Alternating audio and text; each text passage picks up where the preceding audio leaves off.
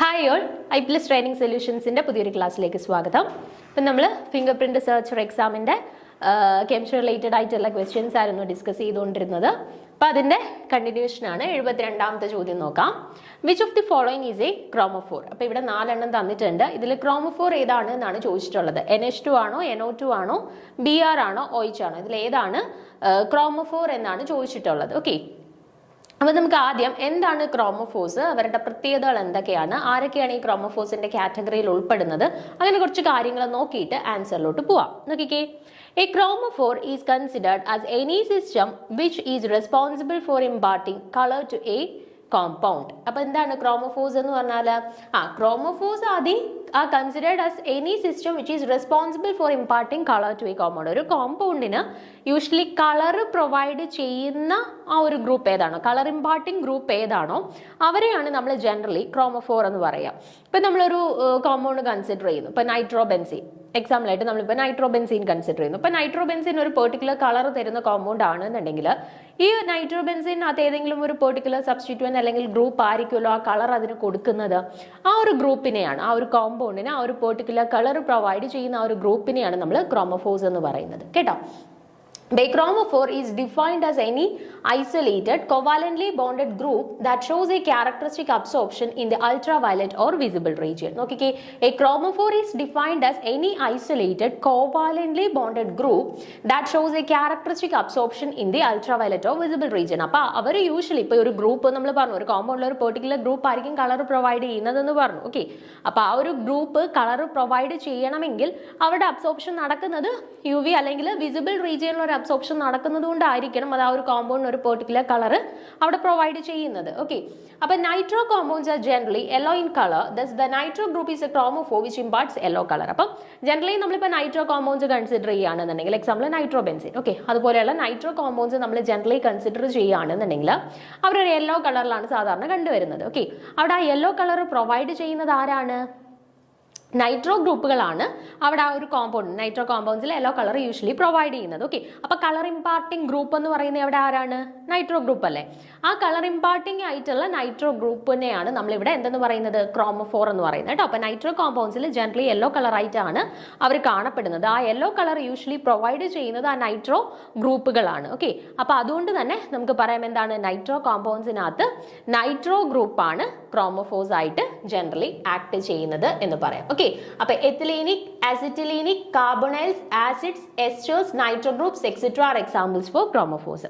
അപ്പൊ ഈ പറയുന്ന കാറ്റഗറീസ് അല്ല, ethylenic groups, acetylenic group, carbonyls, acids, esters, nitriles, ഇവരെല്ലാവരും എന്താണ്? കളർ പ്രൊവൈഡിംഗ് ആയിട്ട് അല്ലെങ്കിൽ കളർ ഇമ്പാർട്ടിംഗ് ഗ്രൂപ്പ്സ് ആയിട്ട് പല കോമ്പൗണ്ട്സിലും ആക്ട് ചെയ്യുന്ന കുറച്ച് ഗ്രൂപ്പുകളാണ്. സോ ഇവരെല്ലാം എന്തിന്റെ എക്സാമ്പിൾസ് ആയിട്ട് നമുക്ക് പറയാം?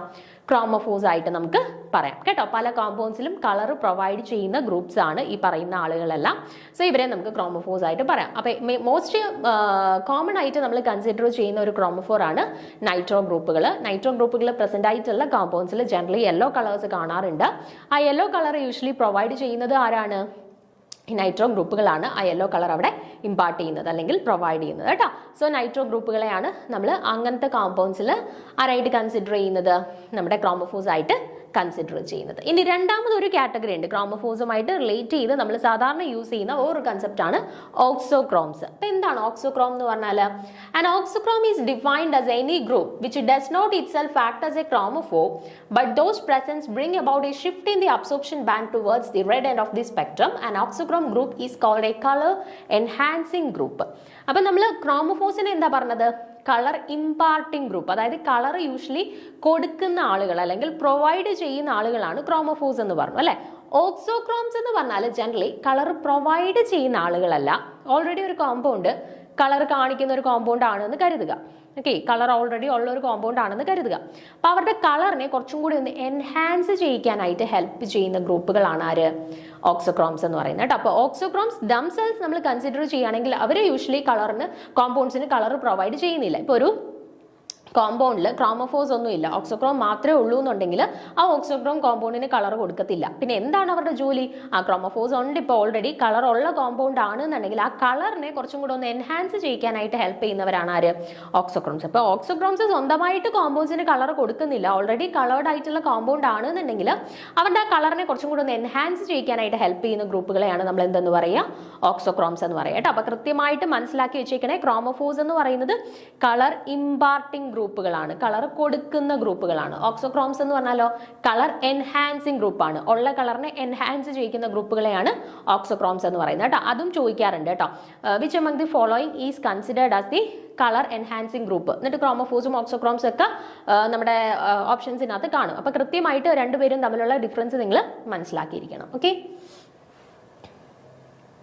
അപ്പോൾ examples include hydroxyl, amino, aldehyde and methyl mercaptan groups. അപ്പം ഈ ഓക്സോക്രോംസിന്റെ കാറ്റഗറിയിൽ വരുന്ന എക്സാമ്പിൾസ്, അതായത് കളർ എൻഹാൻസിങ് ഗ്രൂപ്പുകളുടെ കാറ്റഗറിയിൽ വരുന്ന എക്സാമ്പിൾസ് ആണ് OH അല്ലെങ്കിൽ ഹൈഡ്രോക്സിൽ, അമിനോ അല്ലെങ്കിൽ NH2, ആൽഡിഹൈഡ്സ് അല്ലെങ്കിൽ CHO and methyl mercaptan groups അല്ലെങ്കിൽ SCH3 ഗ്രൂപ്പ്സ്. ഇതെല്ലാം എന്തിന്റെ എക്സാമ്പിൾസ് ആയിട്ട് നമുക്ക് കൺസിഡർ ചെയ്യാം?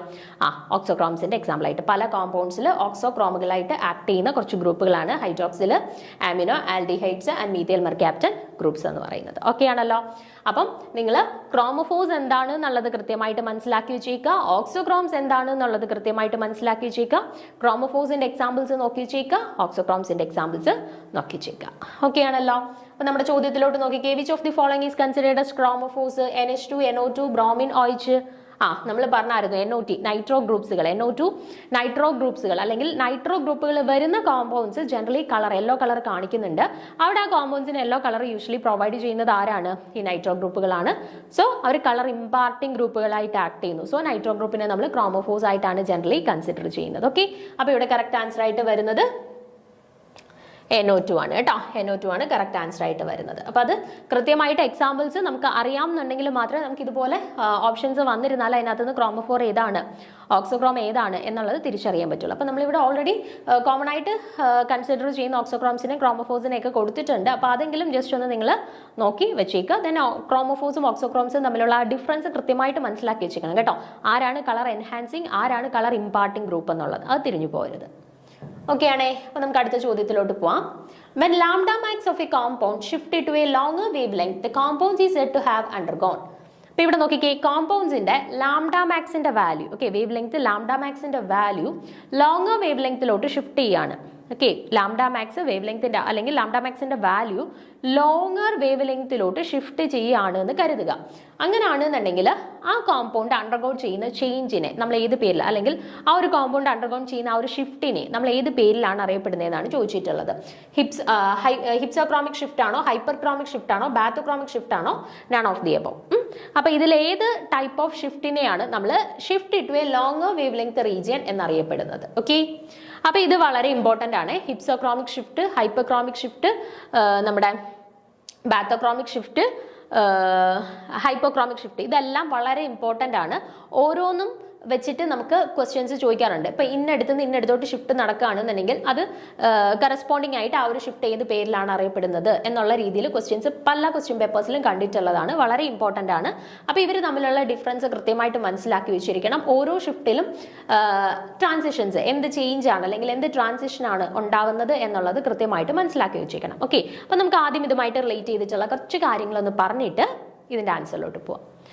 അപ്പൊ നോക്കിക്കേ, നമുക്ക് ആദ്യം bathochromic shift, hypsochromic shift, hyperchromic shift and hypochromic shift, ഈ നാലും തമ്മിലുള്ള ഡിഫറൻസ് എന്തൊക്കെയാണ്, ഓരോന്നിന്റെ കേസിലും എവിടെ നിന്ന് എങ്ങോട്ട് അല്ലെങ്കിൽ എന്തിലാണ് ഷിഫ്റ്റ് വേരിയേഷൻ സംഭവിക്കുന്നത് എന്നുള്ളത് നോക്കാം. First bathochromic shift. അപ്പൊ നോക്കിക്കേ, it is the effect by means of which the absorption maximum shifted towards the longer wavelength due to the presence of an oxychrome. എന്താണ് bathochromic shift? Bathochromic shift shift to longer wave length റീജിയനിലോട്ട് ഒരു shift സംഭവിക്കുകയാണ് അല്ലെ. അപ്പൊ it is affected by means of which the absorption maximum shift towards the longer wave length. Absorption maximum ഒരു longer wave length റീജിയനിലോട്ട് shift ചെയ്യുകയാണ്. എന്തുകൊണ്ടാണ്? Due to the presence of an auxochrome. ഒരു ഓക്സോക്രോമിന്റെ പ്രസൻസ് നമ്മൾ പറഞ്ഞു, ഓക്സോക്രോംസ് എന്ന് പറഞ്ഞാൽ എന്താണ്, ജനറലി കളർ എൻഹാൻസിങ് ഗ്രൂപ്പുകളാണ് അല്ലെ. അപ്പോൾ ഒരു ഓക്സോക്രോമിന്റെ പ്രസൻസിൽ ജനറലി എന്ത് ചെയ്യും, അവരുടെ അബ്സോർപ്ഷൻ മാക്സിമം ഒരു ലോങ്ങർ വേവ് ലെങ്തിലോട്ട് ഷിഫ്റ്റ് ചെയ്യും. അതിനെയാണ് നമ്മൾ എന്തെന്ന് പറയുക, ബാത്തോക്രോമിക് ഷിഫ്റ്റ് എന്ന് പറയുക. ഓക്കെ, അപ്പോൾ such an absorption shift towards a longer wave length is called the red shift or bathochromic shift. അപ്പൊ നോക്കിക്കേ, അതിന് അബ്സോർപ്ഷൻ മാക്സിമ ഒരു ലോങ്ങർ വേവ് ലെങ്തിലോട്ട് ഷിഫ്റ്റ് ചെയ്യുകയാണെന്നുണ്ടെങ്കിൽ അത്തരത്തിലുള്ള ഷിഫ്റ്റിനെയാണ് നമ്മൾ എന്തെന്ന് പറയുന്നത്, ബാത്തോക്രോമിക് ഷിഫ്റ്റ് എന്ന് പറഞ്ഞത് അല്ലേ. അപ്പൊ നോക്കിക്കേ, നിങ്ങൾ നമ്മുടെ വിബ്ജിയോർ, നമ്മുടെ വിസിബിൾ റീജിയനിലുള്ള വിബ്ജിയോർ നമ്മൾ കളേഴ്സിനെ നോക്കുകയാണെന്നുണ്ടെങ്കിൽ നമുക്കറിയാം വയലറ്റ് എന്ന് പറയുന്നത് ലോവർ വേവ് ലെങ്തിൽ നിന്നും റെഡ് എന്ന് പറയുന്നത് ഏറ്റവും കൂടുതൽ വേവ് ലെങ്ത് ഉള്ള റീജിയൻ ആണ് അല്ലെ. അപ്പോൾ വയലറ്റ് എന്ന് പറഞ്ഞാൽ ഏറ്റവും വേവ് ലെങ്ത് കുറഞ്ഞ റീജിയനും അങ്ങോട്ട് പോകുന്നതിനനുസരിച്ചിട്ട് വേവ് ലെങ്ത് കൂടുകയും റെഡ് എന്ന് പറഞ്ഞാൽ ഏറ്റവും വേവ് ലെങ്ത് കൂടിയ റീജിയനുമാണ് അല്ലെ. ഇപ്പോൾ ഇവിടെ ബാത്തോക്രോമിക് ഷിഫ്റ്റിന്റെ കേസിൽ നമ്മൾ പറഞ്ഞു ഷിഫ്റ്റ് ഉണ്ടാവുന്നത് എങ്ങോട്ടേക്കാണ്, ലോങ്ങർ വേവ് ലെങ്ത് റീജിയനിലോട്ടാണ് ഷിഫ്റ്റ് ഉണ്ടാകുന്നത് അല്ലെ. അപ്പോൾ ലോങ്ങർ വേവ് ലെങ്ത് റീജിയൻ എന്ന് പറഞ്ഞാൽ നമ്മുടെ റെഡിന്റെ ഒക്കെ റീജിയൻ ആണല്ലോ. അതുകൊണ്ട് നമ്മൾ ബാത്തോക്രോമിക് ഷിഫ്റ്റിനെ ഏത് പേരിലും അറിയപ്പെടുന്നുണ്ട്, റെഡ് ഷിഫ്റ്റ് എന്നും അറിയപ്പെടുന്നുണ്ട് കേട്ടോ. ലോങ്ങർ വേവ് ലെങ്ത് റീജിയനിലോട്ട് ഷിഫ്റ്റ് നടക്കുന്നത് കൊണ്ടാണ് നമ്മൾ ഇതിനെ റെഡ് ഷിഫ്റ്റ് എന്ന് അറിയപ്പെടുന്നത്. അതും ചോദിക്കാറുണ്ട്, which of the following is known as red shift. എന്നിട്ട് ഓപ്ഷൻസിനകത്ത് ബാത്തോക്രോമിക്, ഹൈപ്സോക്രോമിക്, ഹൈപ്പോക്രോമിക്, ഹൈപ്പർക്രോമിക് എന്നൊക്കെ പറഞ്ഞിട്ട് കാണും കേട്ടോ. അപ്പോൾ ബാത്തോക്രോമിക് ഷിഫ്റ്റിനെയാണ് റെഡ് ഷിഫ്റ്റ് എന്ന് അറിയപ്പെടുന്നത്. ഓക്കെ ആണേ. ഇനി രണ്ടാമത്തത് hypsochromic shift. It is an effect by means of which the absorption maximum shift towards the shorter wavelength. അപ്പം നമ്മുടെ ബാത്തോക്രോമിക് ഷിഫ്റ്റിന്റെ ജസ്റ്റ് ഓപ്പോസിറ്റ് ആണ് എന്ത്, ഹിപ്സോക്രോമിക് ഷിഫ്റ്റ് എന്ന് പറയുന്നത് കേട്ടോ.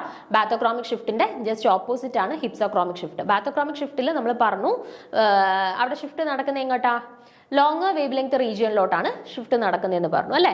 എന്നാൽ ഹിപ്സോക്രോമിക് ഷിഫ്റ്റിനകത്തോ ഷിഫ്റ്റ് നടക്കുന്നത് എങ്ങോട്ടാണ്, ഷോർട്ടർ വേവ് ലെങ്ത് റീജിയനിലോട്ടാണ് ഷിഫ്റ്റ് നടക്കുന്നത് കേട്ടോ. അപ്പോൾ ഷോർട്ടർ വേവ് ലെങ്ത് റീജിയനിലോട്ടാണ് ഷിഫ്റ്റ് നടക്കുന്നതെങ്കിൽ അത്തരത്തിലുള്ള ഷിഫ്റ്റിനെയാണ് നമ്മൾ എന്ത് പറയുക, ഹിപ്സോക്രോമിക് ഷിഫ്റ്റ് എന്ന് പറയുക. ഓക്കെ, അപ്പം നമ്മളിവിടെ നോക്കിക്കേ, ഇവിടെ ലോങ്ങർ വേവ് ലെങ്ത് റീജിയനിലോട്ടായിരുന്നു, അതായത് റെഡിന്റെ സൈഡിലോട്ടാണ് ഷിഫ്റ്റ് നടക്കുന്നത്. അതുകൊണ്ടാണ് നമ്മൾ അതിനെ റെഡ് ഷിഫ്റ്റ് എന്ന് പറഞ്ഞത്. ഇവിടെ നോക്കിക്കേ, ഹിപ്സോക്രോമിക് ഷിഫ്റ്റിനകത്ത് ഷിഫ്റ്റ് എങ്ങോട്ടാണ് നടക്കുന്നത്, ഷോർട്ടർ വേവ് ലെങ്ത് റീജിയനാണ്. അപ്പൊ ഷോർട്ടർ വേവ് ലെങ്ത് എന്ന് പറയുന്നത് ഈ ലെഫ്റ്റ് സൈഡിലുള്ളവരാണ്, അതാരാ, വയലറ്റ്, ഇൻഡിഗോ, ബ്ലൂ ഒക്കെയാണ് അല്ലെ.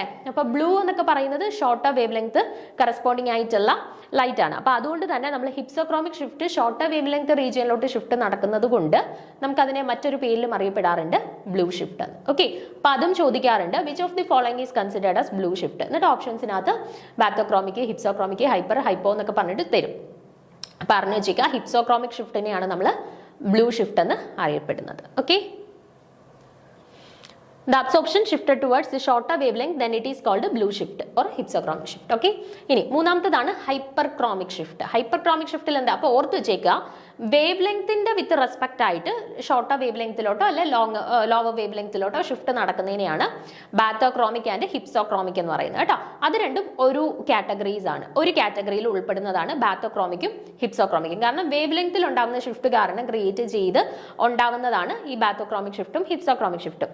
ഇനി അടുത്ത രണ്ട് കാറ്റഗറിയാണ് hyperchromic shift and hypochromic shift. ഇവിടെ എന്തിലാണ് ഷിഫ്റ്റ് ഉണ്ടാവുന്നത് നോക്കിക്കേ, ഹൈപ്പർക്രോമിക് ഷിഫ്റ്റിൽ this is an effect due to which the intensity of the absorption maximum increases. എന്താണ്, intensity of the absorption maximum increase. മറ്റേടത്ത് വേവ് ലെങ്തിലായിരുന്നു ഷിഫ്റ്റ് ഉണ്ടാവുന്നതെങ്കിൽ ഇവിടെ എന്തിലാണ് ഷിഫ്റ്റ് ഉണ്ടാവുന്നത്, ഇന്റൻസിറ്റി ഓഫ് അബ്സോർപ്ഷൻ മാക്സിമയിലാണ് ഷിഫ്റ്റ് ഉണ്ടാവുന്നത്. ഓക്കെ, അപ്പൊ intensity of absorption maxima increase ചെയ്യുകയാണെന്നുണ്ടെങ്കിൽ അതിന്റെ കറസ്പോണ്ടിങ് ആയിട്ട് ഉണ്ടാവുന്ന ഷിഫ്റ്റിനെയാണ് നമ്മൾ ഹൈപ്പർക്രോമിക് ഷിഫ്റ്റ് എന്ന് പറയുന്നത് കേട്ടോ. അപ്പൊ intensity of absorption maximum increases ആണ് എന്നുണ്ടെങ്കിൽ അതിന്റെ കറസ്പോണ്ടിങ് ഷിഫ്റ്റ് ആണ് ഹൈപ്പർക്രോമിക് ഷിഫ്റ്റ് എന്ന് പറയുന്നത്. The introduction of an oxochrome group usually cause an increase in the intensity of absorption. അപ്പോൾ ഇവിടെയും ഹൈപ്പർക്രോമിക് ഷിഫ്റ്റും കോസ് ചെയ്യാനായിട്ടുള്ള ഒരു ഇമ്പോർട്ടൻ്റ് ആയിട്ടുള്ള ഹെൽപ്പ് ചെയ്യുന്ന ഫാക്ടർ എന്ന് പറയുന്നത് ഓക്സോക്രോംസ് ആണ് കേട്ടോ. നമ്മൾ ഓക്സോക്രോംസിനെ ഒരു കോമ്പൗണ്ട് അല്ലെങ്കിൽ ഒരു ഗ്രൂപ്പുമായിട്ട് ബൈൻഡ് ചെയ്തിട്ട് ഉണ്ട് എന്നുണ്ടെങ്കിൽ ജനറലി എന്ത് ചെയ്യും, ഓക്സോക്രോംസ് അവരുടെ കളർ എൻഹാൻസ് ചെയ്യും അല്ലേ. അതിന്റെ ഫലമായിട്ട് അവരുടെ intensity of absorption maximum generally increase ചെയ്യും. സോ ഓക്സോക്രോംസ് ഗ്രൂപ്പ്സിനെ അറ്റാച്ച് ചെയ്യുകയാണെന്നുണ്ടെങ്കിലും കറസ്പോണ്ടിങ് ആയിട്ട് എന്തുണ്ടാവാറുണ്ട്, ഹൈപ്പർക്രോമിക് ഷിഫ്റ്റ് ഉണ്ടാവാറുണ്ട് കേട്ടോ. അടുത്തത് ഹൈപ്പോക്രോമിക് ഷിഫ്റ്റ്. ഹൈപ്പോക്രോമിക് ഷിഫ്റ്റ് എന്ന് പറഞ്ഞാൽ ഹൈപ്പർക്രോമിക് ഷിഫ്റ്റിന്റെ ജസ്റ്റ് ഓപ്പോസിറ്റ് ആണ് ഹൈപ്പോക്രോമിക് ഷിഫ്റ്റ്. ഹൈപ്പർക്രോമിക് ഷിഫ്റ്റിനകത്ത് എന്തായിരുന്നു ഉണ്ടായത്, ലോങ് അല്ലെങ്കിൽ intensity of the absorption maximum increase ചെയ്യുന്നതിന്റെ കറസ്പോണ്ടിങ് ആയിട്ട് ഉണ്ടായ ഷിഫ്റ്റ് ആയിരുന്നു അല്ലെ. അപ്പൊ intensity of absorption maximum decrease ചെയ്യുന്നതിന്റെ കറസ്പോണ്ടിങ് ആയിട്ട് ഉണ്ടാവുന്ന ഷിഫ്റ്റിനെയാണ് എന്തെന്ന് പറയുക, ഹൈപ്പോക്രോമിക് ഷിഫ്റ്റ് എന്ന് പറയുന്നത് കേട്ടോ. ഹൈപ്പോക്രോമിക് ഷിഫ്റ്റ് എന്ന് പറയുന്നത്. But this is an effect due to which the intensity of the absorption maximum decreases. അപ്പം എന്താണ് ഹൈപ്പോക്രോമിക് ഷിഫ്റ്റ് എന്ന് പറഞ്ഞാൽ intensity of absorption maximum decrease ചെയ്യുകയാണെന്നുണ്ടെങ്കിൽ അതിന്റെ കറസ്പോണ്ടിങ് ആയിട്ട് ഉണ്ടാവുന്ന ഷിഫ്റ്റിനെയാണ് നമ്മൾ ഹൈപ്പോക്രോമിക് ഷിഫ്റ്റ് എന്ന് പറയുന്നത്. ഓക്കെ, അപ്പൊ ഇത് introduction of a group which distorts the geometry of a molecule causes hypochromic shift. അപ്പം നമ്മൾ നേരത്തെ പറഞ്ഞു ഹൈപ്പർക്രോമിക് ഷിഫ്റ്റ് ഉണ്ടാവാനായിട്ട് ഹെൽപ്പ് ചെയ്യുന്ന ഒരു ഫാക്ടർ എന്ന് പറഞ്ഞാൽ ഓക്സോക്രോംസ് ആണ്. ഒരു കോമ്പൗണ്ടിൽ ഓക്സോക്രോംസ് അറ്റാച്ച് ചെയ്തിട്ടുണ്ട് എന്നുണ്ടെങ്കിൽ അവിടെ ഇന്റൻസിറ്റി എൻഹാൻസ് ചെയ്യിക്കാൻ അല്ലെങ്കിൽ intensity of the absorption maximum increase ചെയ്യാനും അതുവഴി ഹൈപ്പർക്രോമിക് ഷിഫ്റ്റ് ഉണ്ടാവാനായിട്ടും സാധ്യതയുണ്ടെന്ന് പറഞ്ഞു. അപ്പൊ ഹൈപ്പോക്രോമിക് ഷിഫ്റ്റ് എന്ന് പറഞ്ഞാൽ ജനറലി ഉണ്ടാവുന്നത് intensity of absorption maximum decrease ചെയ്യുന്നതിന്റെ ഫലമായിട്ടാണ്. ഓക്കെ, അപ്പൊ intensity of absorption maximum decrease ചെയ്യാൻ കാരണമായിട്ടുള്ള ഒരു ഫാക്ടർ എന്ന് പറയുന്നത് എന്താണ്? Any group which distorts the geometry of a molecule. Okay, ഇപ്പൊ നമ്മുടെ മോളിക്യൂൾ അല്ലെങ്കിൽ നമ്മുടെ കോമ്പൗണ്ടിന്റെ ജോമെട്രിയെ ഡിസ്റ്റോർട്ട് ചെയ്യിക്കാൻ തക്കതായിട്ടുള്ള ഏതെങ്കിലും ഒരു ഗ്രൂപ്പ് നമ്മുടെ കോമ്പൗണ്ടിൽ അറ്റാച്ച് ചെയ്തിരിക്കുകയാണ് എന്നുണ്ടെങ്കിൽ അവിടെ എന്ത് ഒബ്സർവ് ചെയ്യാനായിട്ടുള്ള ചാൻസ് ഉണ്ട്? ഹൈപ്പോക്രോമിക് ഷിഫ്റ്റ് ഒബ്സർവ് ചെയ്യാനായിട്ടുള്ള ചാൻസ് ഉണ്ട്. ഓക്കെ, അപ്പൊ ഈ 4 ടേംസ് വളരെ ഇമ്പോർട്ടന്റ് ആണ്. നമ്മുടെ പല ക്വസ്റ്റ്യൻ പേപ്പേഴ്സിലും ഇതുമായിട്ട് റിലേറ്റ് ചെയ്തിട്ട് റിപ്പീറ്റഡ്ലി ക്വസ്റ്റ്യൻസ് വരുന്ന ഒരു ഏരിയയും കൂടിയാണ്. അപ്പൊ നോക്കിക്കേ എന്തൊക്കെയാണ്? ബാത്തോക്രോമിക് ഷിഫ്റ്റ് ഉണ്ട്, ഹിപ്സോക്രോമിക് ഷിഫ്റ്റ് ഉണ്ട്, ഹൈപ്പർക്രോമിക് ഷിഫ്റ്റ് ഉണ്ട്, ഹൈപ്പോക്രോമിക് ഷിഫ്റ്റ് ഉണ്ട്. ഇതിൽ ബാത്തോക്രോമിക് ഷിഫ്റ്റിനെ ഹിപ്സോക്രോമിക് ഷിഫ്റ്റിനെ കൂടെ ഒരു കാറ്റഗറി ആയിട്ട് കൺസിഡർ ചെയ്യുക. ഹൈപ്പർക്രോമിക് ഷിഫ്റ്റ് ആൻഡ് ഹൈപ്പോക്രോമിക് ഷിഫ്റ്റിനെ മറ്റൊരു കാറ്റഗറി ആയിട്ട് കൺസിഡർ ചെയ്യുക. ഓക്കെ, കാരണം ബാത്തോക്രോമിക് ഷിഫ്റ്റും ഹിപ്സോക്രോമിക് ഷിഫ്റ്റും എന്തിലെ വ്യത്യാസം കണ്ടിട്ടാണ്? വേവ് ലെങ്ത്തിൽ ഉണ്ടാവുന്ന ഷിഫ്റ്റ് കാരണം ജനറേറ്റ് ചെയ്യുന്ന ഷിഫ്റ്റുകളാണ് bathochromic shift and hypsochromic shift എന്ന് പറയുന്നത്. ബാത്തോക്രോമിക് ഷിഫ്റ്റിനകത്ത് absorption maxima shifted towards the longer wave length region ആണ്. അതുപോലെ ഹിപ്സോക്രോമിക് ഷിഫ്റ്റിനകത്ത് absorption maxima shifted towards the lower wave length region ആണ്. ഓക്കെ, ബാത്തോക്രോമിക് ഷിഫ്റ്റിനെ തന്നെയാണ് നമ്മൾ റെഡ് ഷിഫ്റ്റ് എന്ന് പറയുന്നത്. അതുപോലെ ഹിപ്സോക്രോമിക് ഷിഫ്റ്റിനെ തന്നെയാണ് നമ്മൾ ബ്ലൂ ഷിഫ്റ്റ് എന്ന് പറയുക. ഓക്കെ, ഇനി രണ്ടാമത്തെ കാറ്റഗറീസ് ആണ് hyperchromic shift and hypochromic shift. Okay, ഈ ഹൈപ്പർക്രോമിക് ഷിഫ്റ്റ് ആൻഡ് ഹൈപ്പോക്രോമിക് ഷിഫ്റ്റിനകത്ത് ചേഞ്ച് ഉണ്ടാവുന്നത് എവിടെയാണ് ചേഞ്ചസ് ഉണ്ടാവുന്നത്? ഇന്റൻസിറ്റി ഓഫ് ദി അബ്സോർപ്ഷൻ മാക്സിമയിലാണ് ഡിഫറൻസ് ഉണ്ടാവുന്നത്. Intensity of absorption maxima increase ചെയ്യുകയാണെന്നുണ്ടെങ്കിൽ നമ്മൾ അതിനെ ഹൈപ്പർക്രോമിക് ഷിഫ്റ്റ് എന്ന് പറയും. Intensity of absorption maximum decrease ചെയ്യുകയാണെന്നുണ്ടെങ്കിൽ നമ്മൾ അതിനെ ഹൈപ്പോക്രോമിക് ഷിഫ്റ്റ് എന്ന് പറയും. ഓക്കെ, ഇനി ഹൈപ്പർക്രോമിക് ഷിഫ്റ്റിലേക്ക് നയിക്കുന്ന ഫാക്ടർ എന്താണ്? നമ്മുടെ കോമ്പൗണ്ടിനകത്ത് ഏതെങ്കിലും ഓക്സോക്രോംസ് അറ്റാച്ച് ചെയ്തിട്ടുണ്ട് എന്നുണ്ടെങ്കിൽ ഹൈപ്പർക്രോമിക് ഷിഫ്റ്റ് ഉണ്ടാവാം. അതായത് അബ്സോർപ്ഷൻ മാക്സിമ ഇൻക്രീസ്ഡ് ഇന്റൻസിറ്റിയിലോട്ട് പോകാൻ സാധ്യതയുണ്ട്. ഇനി ഹൈപ്പോക്രോമിക് ഷിഫ്റ്റ് ആണെന്നുണ്ടെങ്കിൽ നമ്മുടെ കോമ്പൗണ്ടിന്റെ ജോമെട്രി ഡിസ്റ്റോർട്ട് ചെയ്യുന്ന ഏതെങ്കിലും ഗ്രൂപ്പ് അറ്റാച്ച് ചെയ്തിട്ടുണ്ട് എന്നുണ്ടെങ്കിൽ അവിടെ ഹൈപ്പോക്രോമിക് ഷിഫ്റ്റ് നടക്കാം. ഇത്രയും കാര്യങ്ങൾ നിങ്ങൾ കൃത്യമായിട്ട് മനസ്സിലാക്കി വെച്ചാൽ ഈ ഒരു ഏരിയയുമായിട്ട് റിലേറ്റ് ചെയ്ത് എന്ത് ക്വസ്റ്റ്യൻ വന്നാലും നമുക്ക് ആൻസർ ചെയ്യാനായിട്ട് പറ്റും. അപ്പൊ ഇവിടെ നമ്മുടെ ചോദ്യത്തിലോട്ടൊന്ന് പോയി എന്തായിരുന്നു ചോദിച്ചിരുന്നത് അവര്? Lambda max of a compound shift towards the longer wave length. അപ്പൊ വേവ് ലെങ്ത്തിന്റെ കറസ്പോണ്ടിങ് ആയിട്ടുള്ള ചേഞ്ച് ആണെന്നുണ്ടെങ്കിൽ ഒന്നെങ്കിൽ ബാത്തോക്രോമിക് ഷിഫ്റ്റ് ആയിരിക്കും അല്ലെങ്കിൽ ഹിപ്സോക്രോമിക് ഷിഫ്റ്റ് ആയിരിക്കും അല്ലെ? ബാത്തോക്രോമിക് ഷിഫ്റ്റ് ആയിരിക്കും അല്ലെങ്കിൽ ഹിപ്സോക്രോമിക് ഷിഫ്റ്റ് ആയിരിക്കും. അതിൽ ലോങ്ങർ വേവ് ലെങ്ത്തിലോട്ടാണ് ഷിഫ്റ്റ് ഉണ്ടെന്നുണ്ടെങ്കിൽ അത് ബാത്തോക്രോമിക് ആയിരിക്കും.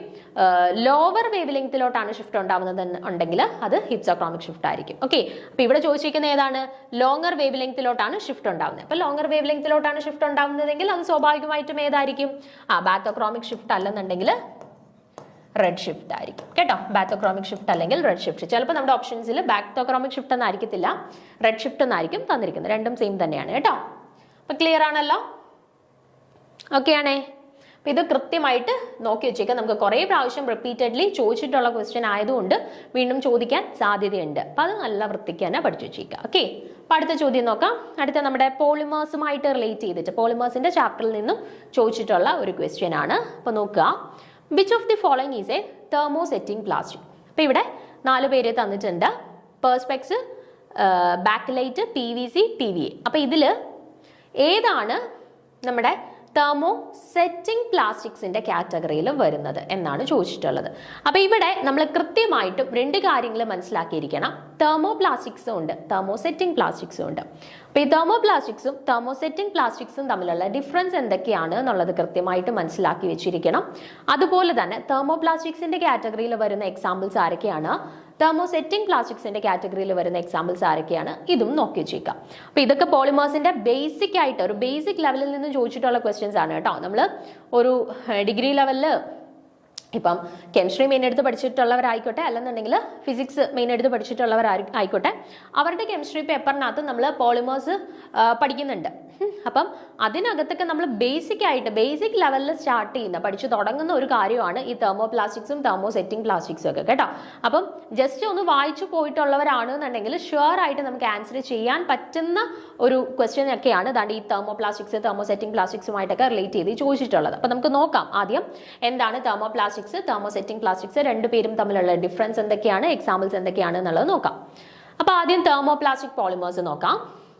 These are the polymers in which the intermolecular force of attraction are in between those of elastomers and fibers. അപ്പം നമ്മൾ പോളിമേഴ്സിനെ മെയിൻലി അവരുടെ ആ ഒരു ഇന്റർമോളിക്കുലർ ഫോഴ്സസിന്റെ ബേസിൽ 4 ആയിട്ട് ക്ലാസിഫൈ ചെയ്തിട്ടുണ്ട്. ഇലാസ്റ്റോമേഴ്സ് ഉണ്ട്, ഫൈബേഴ്സ് ഉണ്ട്, തെർമോപ്ലാസ്റ്റിക്സ് ഉണ്ട്, തെർമോസെറ്റിംഗ് പ്ലാസ്റ്റിക്സ് ഉണ്ട്. ഓക്കെ, അപ്പൊ അവരുടെ ആ ഇന്റർമോളിക്കുലർ ഫോഴ്സ് ഓഫ് അട്രാക്ഷന്റെ ബേസിസിൽ നമ്മൾ പോളിമേഴ്സിനെ 4 ആയിട്ട് തരം തിരിച്ചിരിക്കുന്നതാണ് ഈ elastomers, fibres, thermoplastics and thermosetting plastics.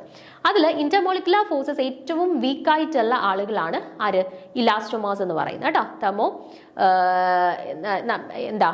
Intermolecular forces ഏറ്റവും വീക്കായിട്ട് വരുന്ന കാറ്റഗറി ഓഫ് ആളുകളാണ് ആരെന്ന് പറയുന്നത്, നമ്മുടെ ഇലാസ്റ്റോമേഴ്സ് എന്ന് പറയുന്നത്. നമുക്ക് ഇലാസ്റ്റോമേഴ്സിനെ പെട്ടെന്ന് വലിച്ചു നീട്ടാനായിട്ട് പറ്റും അല്ലെ. അത് കഴിഞ്ഞിട്ട് വരുന്ന ആളുകളാണ് ഇന്റർമോളിക്കുലർ ഫോഴ്സ്. പിന്നെ കുറച്ചും കൂടെ ഇലാസ്റ്റോമേഴ്സിനെക്കാട്ടി കുറച്ചും കൂടെ സ്ട്രോങ് ആയിട്ടുള്ള ആളുകളാണ് ആര്, ഈ രണ്ടാമത്തെ തെർമോപ്ലാസ്റ്റിക് പോളിമേഴ്സ് എന്ന് പറയുന്നത്. അവരെക്കാട്ടിൽ കുറച്ചും കൂടെ ഇന്റർമോളിക്കുലർ ഫോഴ്സ് വരുന്ന ആളുകളാണ് ഫൈബേഴ്സ് എന്ന് പറയുന്നത്.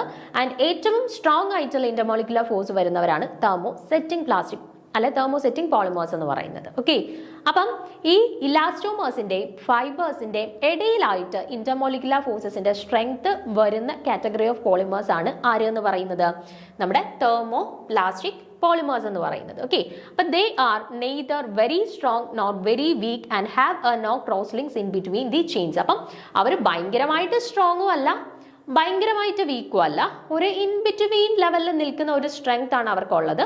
അതുപോലെ തന്നെ ഈ തെർമോപ്ലാസ്റ്റിക് പോളിമേഴ്സിന്റെ ഇടയിൽ ക്രോസ് ലിങ്കിങ് ഇല്ല. ഓക്കെ, ഇപ്പൊ ക്രോസ് ലിങ്കിങ് വരുമ്പോഴാണ് ജനറലി അവരുടെ സ്ട്രെങ്ത് കൂടുക.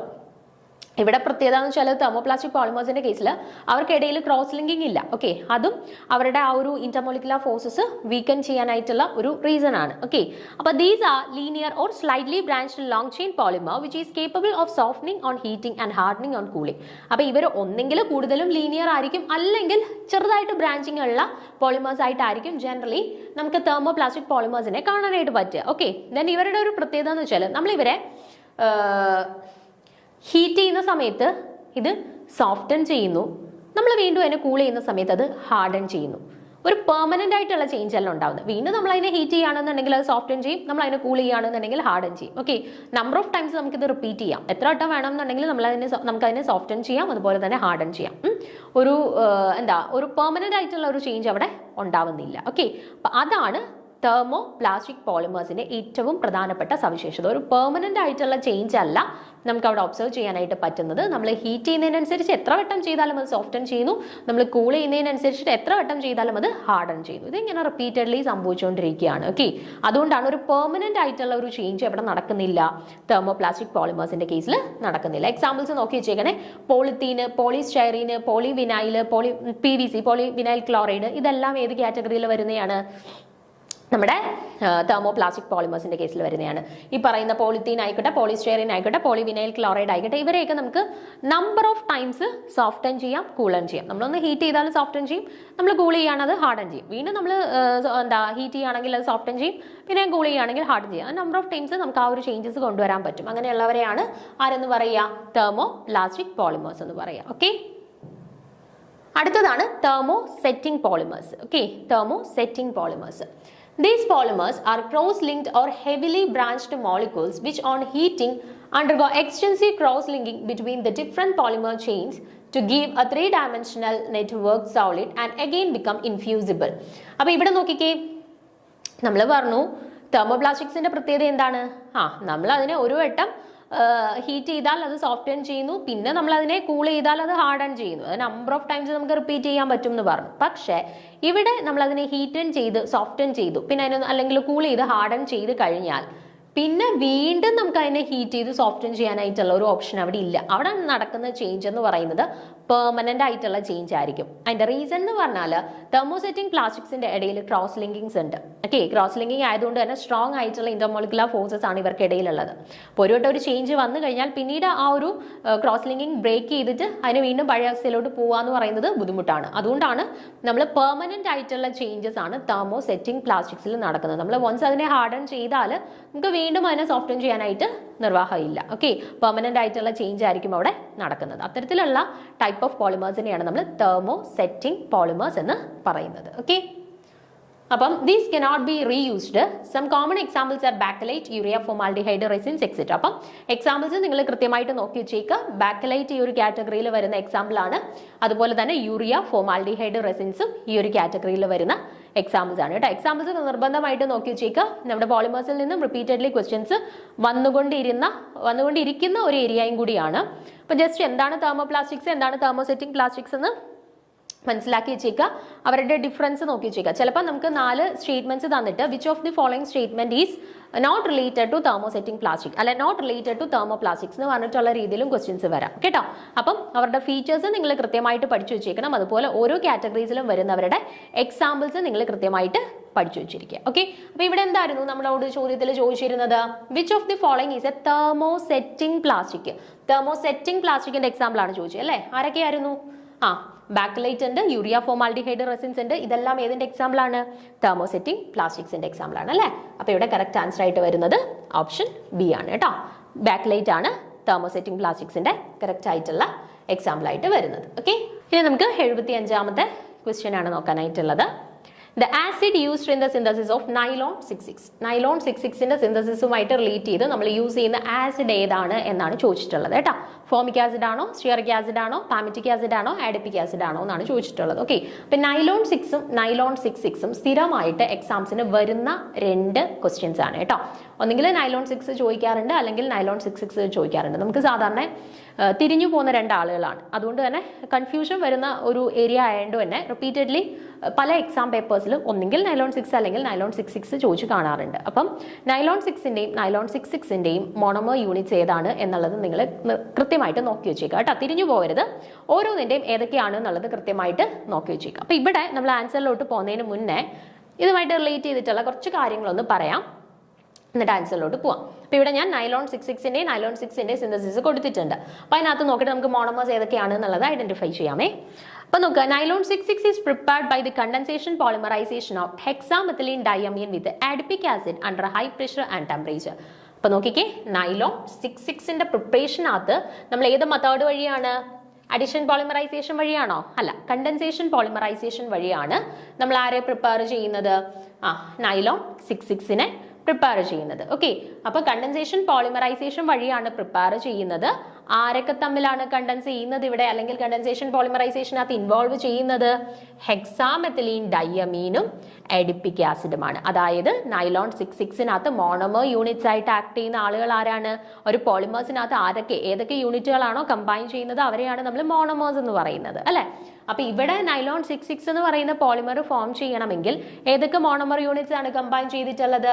ഹെക്സാമെത്തിലീൻ ഡയമീനും ഉണ്ട്, അതുപോലെ തന്നെ അഡിപ്പിക് ആസിഡും ഉണ്ട് കേട്ടോ. അപ്പൊ ഇവർ രണ്ടുപേരുമാണ് നമ്മുടെ നൈലോൺ 66നകത്ത് മോണോമർ യൂണിറ്റ്സ് ആയിട്ട് ആക്ട് ചെയ്യുന്നത്. ആരൊക്കെയാണ്? Hexamethylene diamine and adipic acid. And under high conditions of pressure and temperature apply ചെയ്താൽ മാത്രമേ ഇവർക്കിടയിൽ കണ്ടൻസേഷൻ പോളിമറൈസേഷൻ നടന്ന് നമുക്ക് പ്രൊഡക്റ്റ് കിട്ടുകയുള്ളൂ. അപ്പൊ ഇവിടെ നോക്കിക്കേ, നമ്മുടെ ഹെക്സാമെത്തിലീൻ ഡയമീനും അഡിപ്പിക് ആസിഡും തമ്മിൽ high pressure and high temperature കണ്ടീഷൻസിൽ റിയാക്ട് ചെയ്ത് കണ്ടൻസേഷൻ പോളിമറൈസേഷൻ വഴിയാണ് നമുക്ക് എന്ത് കിട്ടിയിട്ടുള്ളത്? നൈലോൺ 66 എന്ന് പറയുന്ന പ്രൊഡക്റ്റ് ഇവിടെ ഫോം ചെയ്തിട്ടുള്ളത്. ഇനി എന്താണ് condensation polymerisation? 2 type of polymerisation reactions നമ്മൾ പഠിക്കാറുണ്ട്. അഡിഷൻ പോളിമറൈസേഷനും കണ്ടൻസേഷൻ പോളിമറൈസേഷൻ. ഇവരെ തമ്മിലുള്ള ഡിഫറൻസ് എന്താണ്? അഡിഷൻ പോളിമറൈസേഷനിൽ ഇപ്പൊ 2 പേര് തമ്മിൽ പരസ്പരം കമ്പൈൻ ചെയ്ത് അല്ലെങ്കിൽ 2 മോണോമർ യൂണിറ്റ്സ് കമ്പൈൻ ചെയ്ത് ഒരു പോളിമർ ഫോം ചെയ്യുക. അപ്പൊ അവർ ഫോം ചെയ്തത് അഡിഷൻ പോളിമറൈസേഷൻ വഴിയാണെന്നുണ്ടെങ്കിൽ ജസ്റ്റ് ഇപ്പൊ കമ്പൈൻ ചെയ്ത 2 മോണോമർ യൂണിറ്റ്സ് ഏതാണോ അവർ തമ്മിൽ ജസ്റ്റ് കമ്പൈൻ ചെയ്യുന്നു. അവിടെ വേറെ സ്മോളർ മോളിക്യൂൾസ് ഒന്നും റിലീസ് ചെയ്യുകയോ അല്ലെങ്കിൽ ബൈ പ്രോഡക്ട്സ് ആയിട്ട് പോവുകയോ ഒന്നും ചെയ്യുന്നില്ല.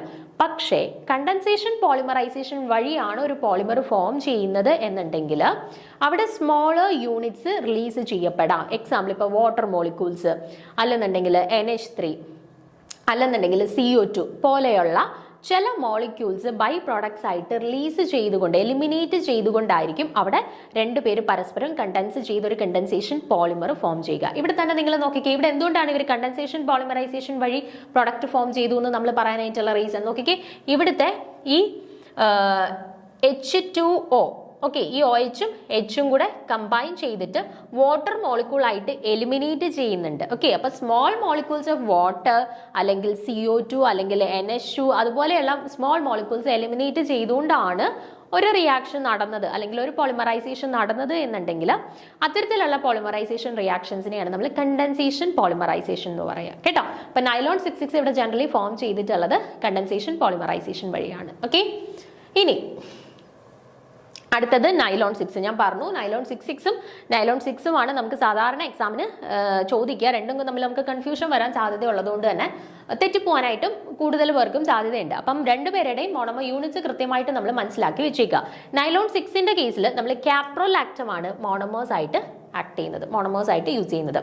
Heating caprolactam with water at high temperature. കാപ്രോലാക്ടത്തിനെ വാട്ടറുമായിട്ട് ഹൈ ടെമ്പറേച്ചർ കണ്ടീഷൻസിൽ ഹീറ്റ് ചെയ്തിട്ടാണ് നമ്മൾ ആരെ സിന്തസൈസ് ചെയ്യുക, നൈലോൺ 6നെ സിന്തസൈസ് ചെയ്യുക. അപ്പൊ നൈലോൺ 6,6നകത്ത് മോണോമർ യൂണിറ്റ്സ് എന്ന് പറയുന്നത് ഹെക്സാമെഥിലീൻ ഡയമീനും അഡിപിക് ആസിഡുമാണ്.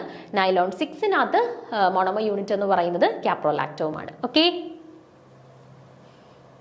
ഇവിടെ സിന്തസിസ് കൊടുത്തിട്ടുണ്ട്. കാപ്രോലാക്ടം വാട്ടറുമായിട്ട് ഹൈ ടെമ്പറേച്ചറിൽ റിയാക്ട് ചെയ്തിട്ട് നമുക്ക് നൈലോൺ 6 എന്ന് പറയുന്ന പ്രൊഡക്റ്റ് കിട്ടി. അപ്പൊ ഇവിടെ നോക്കിക്കേ, അത്രേ ഉള്ളൂ. അപ്പം രണ്ടുപേരുടെയും മോണോമർ യൂണിറ്റ്സ് നോക്കി വെച്ചേക്കുക, നൈലോൺ 6,6ന്റെ കേസിലും അതുപോലെ തന്നെ നൈലോൺ 6ന്റെ കേസിലും കേട്ടോ. ഇമ്പോർട്ടൻ്റ് ആണ്, സാധാരണ ചോദിക്കാറുള്ളതാണ്. പിന്നെ അതുപോലെ തന്നെ ഞാനിവിടെ നമ്മൾ കോമൺ ആയിട്ട് യൂസ് ചെയ്യുന്ന കുറച്ച് പോളിമേഴ്സും അല്ലെങ്കിൽ റിപ്പീറ്റഡ്ലി നമ്മുടെ പരീക്ഷയ്ക്ക് എക്സാംസിനൊക്കെ ചോദിക്കുന്നതായിട്ടുള്ള കുറച്ച് പോളിമേഴ്സും അവിടെ ആക്ട് ചെയ്യുന്ന മോണോമർ യൂണിറ്റ്സ് കൂടെ കൊടുത്തിട്ടുണ്ട്. ഒരു 10-15നകത്തുള്ള പോളിമേഴ്സും കറസ്പോണ്ടിങ് ആയിട്ടുള്ള മോണോമർ യൂണിറ്റ്സ് കൂടി ഇവിടെ കൊടുത്തിട്ടുണ്ട്.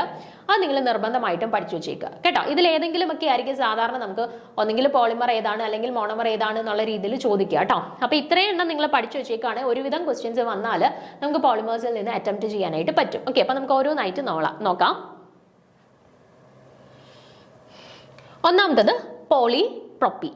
ഓക്കെ, പോളിപ്രോപ്പീൻ്റെ കേസിൽ ഈ കൊടുത്തിരിക്കുന്നത് പോളിമേഴ്സ് ആണ്.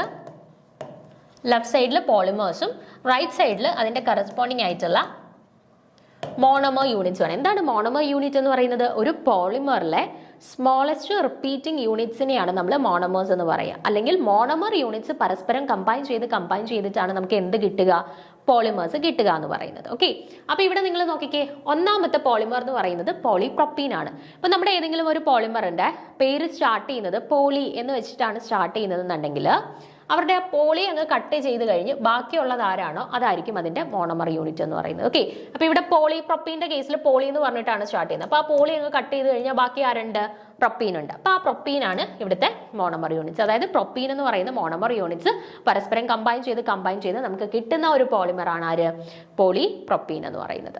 ഓക്കെ, ഇനി അടുത്തത് പോളിസ്റ്റൈറീൻ. പോളിസ്റ്റൈറീന്റെ കേസ് നോക്കിയാലും സ്റ്റാർട്ട് ചെയ്യുന്നത് പോളി എന്ന് പറഞ്ഞിട്ടാണ് അല്ലെ.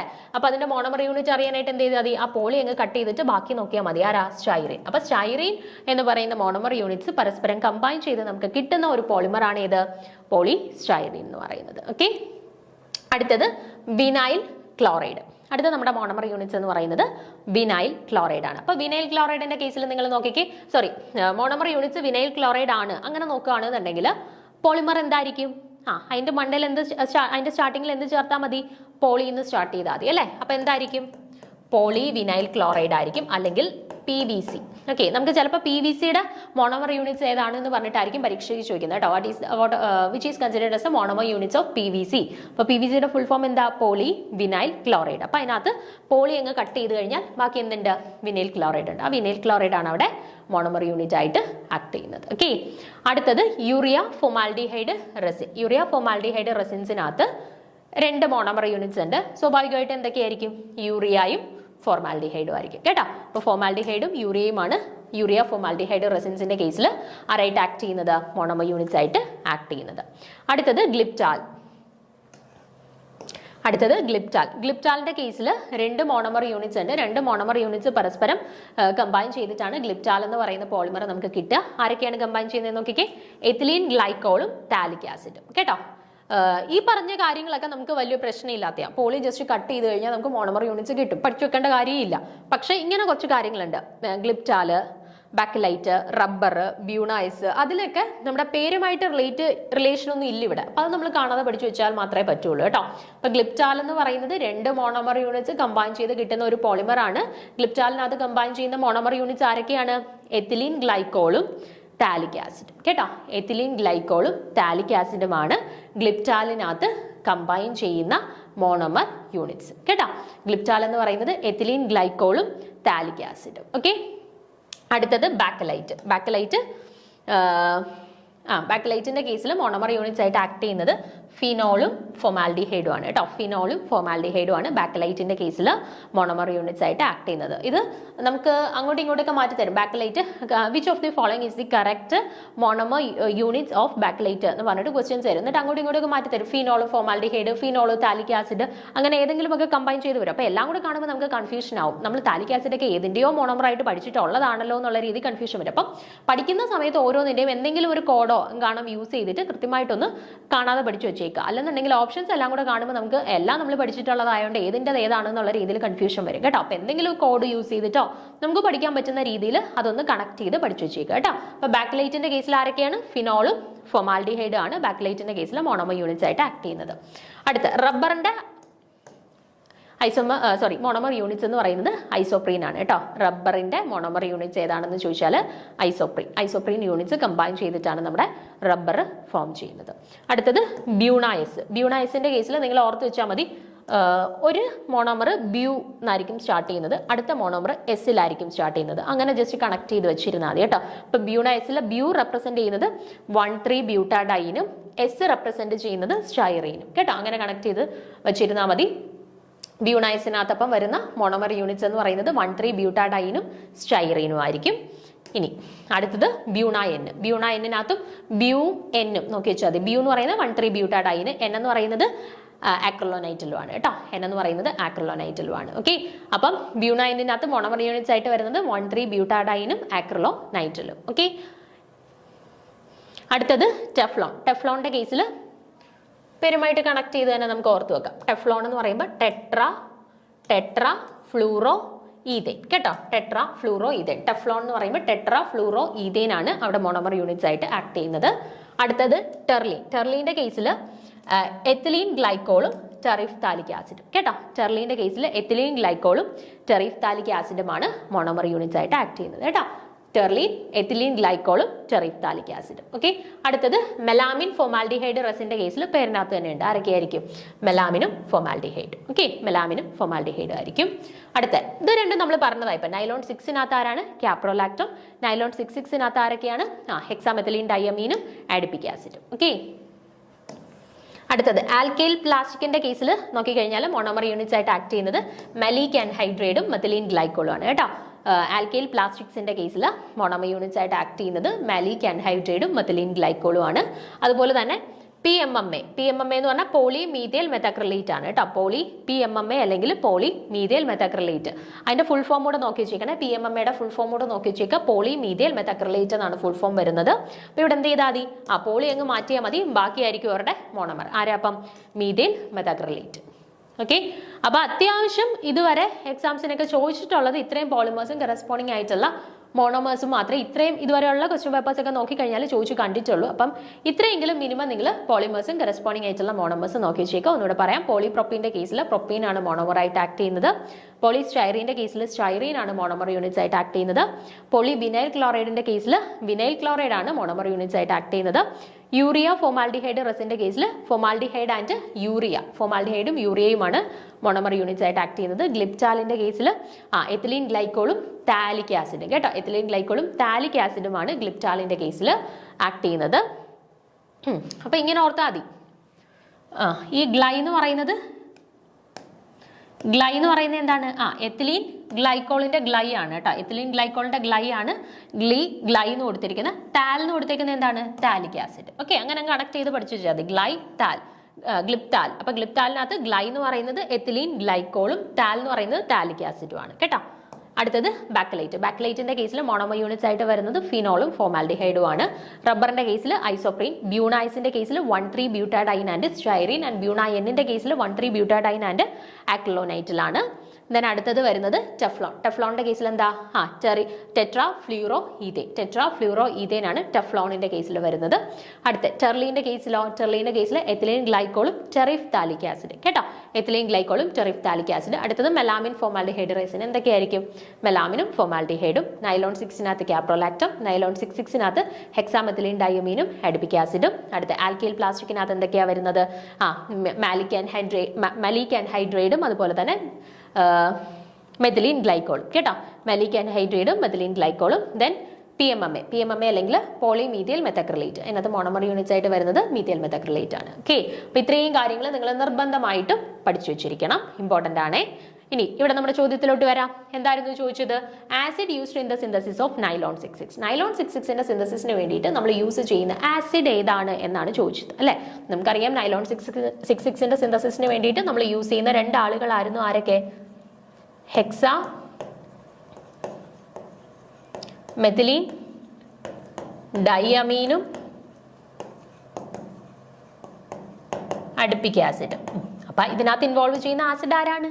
അഡിപിക് ആസിഡ് ആണ് അല്ലേ. അപ്പം ഓപ്ഷൻ ഡി അഡിപിക് ആസിഡ് ആണ് കറക്റ്റ് ആയിട്ടുള്ള ആൻസർ. ഓക്കെ ആണേ, ക്ലിയർ ആണല്ലോ. അപ്പൊ നമ്മൾ എക്സ്ട്രാ പറഞ്ഞിട്ടുള്ള കാര്യങ്ങളെല്ലാം നിങ്ങൾ നിർബന്ധമായിട്ടും നോക്കി വെച്ചിരിക്കണം കേട്ടോ.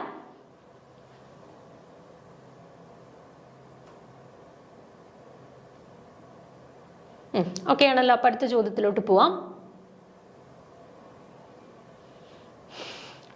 76ാമത്തെ ചോദ്യമാണ്. Which among the following aldehyde undergoes aldol condensation? അപ്പൊ ഇവിടെ 4 ആൽഡിഹൈഡ്സിന്റെ എക്സാമ്പിൾസ് തന്നിട്ടുണ്ട്. അപ്പൊ ഇതിൽ ആൽഡോൾ കണ്ടൻസേഷനിൽ ഇൻവോൾവ് ചെയ്യുന്നത് ആരാണ് എന്നാണ് ചോദിച്ചിട്ടുള്ളത്. ഓക്കെ, ആൽഡോൾ കണ്ടൻസേഷനിൽ ഇൻവോൾവ് ചെയ്യുന്നത് ആരാണ് എന്നാണ് ചോദിച്ചിരിക്കുന്നത്. HCHO ആണോ, C6H5CHO ആണോ, CH3CHO ആണോ, ഓൾ ഓഫ് ദി എബവ്? ഇതിൽ ആരാണ് നമ്മുടെ ആൽഡോൾ കണ്ടൻസേഷനിൽ ഇൻവോൾവ് ചെയ്യുന്നതെന്നാണ് ചോദിച്ചിട്ടുള്ളത്. അപ്പൊ നോക്കിക്കേ, aldol condensation is an organic reaction in which an enolate ion reacts with carbonyl compound in order to form a beta hydroxy aldehyde or beta hydroxy ketone. The aldehyde or ketone that is going to be reacted should have an alpha hydrogen. അപ്പം എന്താണ് നിർബന്ധമായിട്ടുള്ള condition പറയുന്നത്? ഇപ്പോൾ ഒരു aldehyde അല്ലെന്നുണ്ടെങ്കിൽ ഒരു ketone ഏതിൽ involve ചെയ്യണമെങ്കിൽ നമ്മുടെ ആൽഡോൾ കണ്ടൻസേഷനകത്ത് ഇൻവോൾവ് ചെയ്യണം എന്നുണ്ടെങ്കിൽ അതിനകത്ത് എന്തുണ്ടായിരിക്കണം? ഒരു ആൽഫ ഹൈഡ്രജൻ ഉണ്ടായിരിക്കണം. ആൽഫ ഹൈഡ്രജൻ എന്ന് പറയുമ്പോഴത്തേന് നോക്കിക്കേ, ഇതിപ്പോൾ നമ്മുടെ ആൽഡിഹൈഡ് ഗ്രൂപ്പ് ആണെന്നുണ്ടെങ്കിൽ അതിൻ്റെ തൊട്ടടുത്ത് വരുന്ന ഒരു കാർബണിനകത്ത് ഒരു ഹൈഡ്രജൻ, അതാണ് ആൽഫ പൊസിഷനിലുള്ള കാർബൺ, അതിനകത്തുള്ള ഹൈഡ്രജൻ ആണ് ആൽഫ ഹൈഡ്രജൻ. ഓക്കെ, അപ്പം നമ്മുടെ CHO എന്ന് പറയുന്ന ആൽഡിഹൈഡ് ഗ്രൂപ്പ് വരികയാണെന്നുണ്ടെങ്കിൽ അതിൻ്റെ തൊട്ടിപ്പുറത്ത് വരുന്ന കാർബണിൽ ഒരു ഹൈഡ്രജൻ ഉണ്ടായിരിക്കണം. ഈ ഒരു കണ്ടീഷൻ ഫോളോ ചെയ്യുന്നുണ്ടെങ്കിൽ മാത്രമേ നമുക്ക് എന്ത് ഫോം ചെയ്യുള്ളൂ? ആൽഡോൾ കണ്ടൻസേഷനിൽ പ്രൊഡക്റ്റ് ഫോം ചെയ്യത്തുള്ളൂ. അപ്പോൾ ആ ഒരു കണ്ടീഷൻ ഫോളോ ചെയ്യുന്ന എക്സാമ്പിൾ ഇവിടെ ഏതാണെന്നുള്ളത് നോക്കിക്കേ. ഓപ്ഷൻ സിയിലല്ലേ ഒരു ആൽഫ ഹൈഡ്രജൻ പ്രസന്റ് ആയിട്ടുള്ളൂ? CH3 എന്നാണ്. അപ്പൊ ഇവിടുത്തെ ഈ കാർബൺ എന്ന് പറയുന്നതാണ് നമ്മുടെ ആൽഫ കാർബൺ. ആ ആൽഫ കാർബണിൽ അറ്റാച്ച് ചെയ്തിട്ടുള്ള ഹൈഡ്രജൻ ആണ് ഇവിടുത്തെ ആൽഫ ഹൈഡ്രജൻ. അപ്പം ഈ CH3CHOയ്ക്കകത്ത് മാത്രമേ നമ്മുടെ ആ ഒരു കണ്ടീഷൻ ഫോളോ ചെയ്യുന്നുള്ളൂ. സോ ഇവിടെ കറക്റ്റ് ആയിട്ടുള്ള ആൻസർ വരുന്നത് ഏതാണ്? ഓപ്ഷൻ സി ആണ് കേട്ടോ. ഓപ്ഷൻ സി ആണ്. ആൽഡോൾ കണ്ടൻസേഷനിൽ ഇൻവോൾവ് ചെയ്യുന്നവർ ആരാണ് എന്നുള്ള രീതിയിൽ ക്വസ്റ്റ്യൻ വരികയാണെന്നുണ്ടെങ്കിൽ നിങ്ങൾ എന്ത് ചെക്ക് ചെയ്താൽ മതി? ആൽഫ പൊസിഷനിലുള്ള കാർബൺ അകത്ത് അല്ലെങ്കിൽ ആൽഫ ഹൈഡ്രജൻ പ്രസന്റ് ആയിട്ടുള്ള ഓപ്ഷൻ ഏതാണോ അതായിരിക്കും ആൽഡോൾ കണ്ടൻസേഷനിൽ ഇൻവോൾവ് ചെയ്യുന്ന ആൽഡിഹൈഡ് അല്ലെങ്കിൽ കീറ്റോൺ എന്ന് പറയുന്നത്. ഓക്കെ, അപ്പം അടുത്ത ചോദ്യം നോക്കാം. 77ാമത്തെ ചോദ്യം. Which is the correct order of reactivity of alkyl halides in SN2 reaction? അപ്പൊ SN2 റിയാക്ഷൻ നമ്മുടെ SN1 SN2 substitution nucleophilic റിയാക്ഷനുമായിട്ട് relate ചെയ്തിട്ട് വരുന്ന ഒരു ക്വസ്റ്റ്യൻ ആണ്. ഓക്കെ, അപ്പൊ SN1 SN2 അത്യാവശ്യം ഇമ്പോർട്ടന്റ് ആണ്. നിങ്ങൾ SN1ന്റെ SN2ന്റെ ഒക്കെ ക്യാരക്ടറിസ്റ്റിക്സ് ഒന്ന് പഠിച്ചു വെച്ചേക്കുക. ഇപ്പം 4 സ്റ്റേറ്റ്മെന്റ് തന്നിട്ട് which of the following is not related to SN1 reaction, അല്ലെ which of the following is the correct statement related to SN2 reaction എന്നൊക്കെ പറഞ്ഞിട്ട് ക്വസ്റ്റ്യൻസ് ചോദിച്ചിട്ട് കണ്ടിട്ടുള്ളതാണ് കേട്ടോ. അപ്പോൾ പഠിച്ചു വെക്കുന്ന സമയത്ത് നമ്മുടെ സബ്സ്റ്റിറ്റ്യൂഷൻ റിയാക്ഷൻസ് പഠിക്കുന്ന സമയത്ത് SN1നെയും SN2നെയും ഒന്ന് കമ്പയർ ചെയ്തിട്ട് അവരുടെ ഫീച്ചേഴ്സ് ക്യാരക്ടറിസ്റ്റിക്സ് അതുപോലെ തന്നെ റിയാക്ഷൻ്റെ മെക്കാനിസം, അത്രയും കാര്യങ്ങൾ ജസ്റ്റ് ഒന്ന് നോക്കി വെച്ചേക്കുന്നത് നല്ലതാണ്. നമുക്ക് പല ക്വസ്റ്റ്യൻ പേപ്പേഴ്സിലും ക്വസ്റ്റ്യൻ വരുന്നതാണ് കേട്ടോ, അതുകൊണ്ട് തന്നെ ഒന്ന് നോക്കി വെച്ചേക്കുന്നത് നല്ലതാണ്. അപ്പോൾ ഇവിടെ നോക്കുക, the correct order of reactivity of alkyl halides in SN2 reaction. Okay, SN2 റിയാക്ഷനകത്ത് ഇൻവോൾവ് ചെയ്യാനായിട്ടുള്ള ഈ ഒരു ആൽക്കൈൽ ഹാലൈഡ്സിന്റെ റിയാക്ടിവിറ്റിയുടെ ഓർഡർ ആണ് ചോദിച്ചിട്ടുള്ളത്. Alkyl fluoride, alkyl chloride, alkyl bromide, alkyl iodide, ഇത്രയും കാര്യങ്ങൾ തന്നിട്ടുണ്ട്. അപ്പോൾ ഇവരുടെ ഇൻക്രീസിങ് ഓർഡർ അല്ലെങ്കിൽ ഡിക്രീസിങ് ഓർഡർ എങ്ങനെയാണ് വരുന്നതെന്നാണ് നമ്മളോട് ചോദിച്ചിട്ടുള്ളത്. ഓക്കെ, അപ്പോൾ ആദ്യം നമുക്ക് SN2 റിയാക്ഷൻസുമായിട്ട് റിലേറ്റ് ചെയ്തിട്ടുള്ള കുറച്ച് കാര്യങ്ങൾ അവരുടെ മെക്കാനിസം ഒക്കെ ഒന്ന് നോക്കി വെച്ച് നമുക്ക് അതിൻ്റെ ആൻസറിലോട്ട് പോവാം. ഓക്കെ, അപ്പോൾ SN2 റിയാക്ഷൻ നോക്കിക്കേ.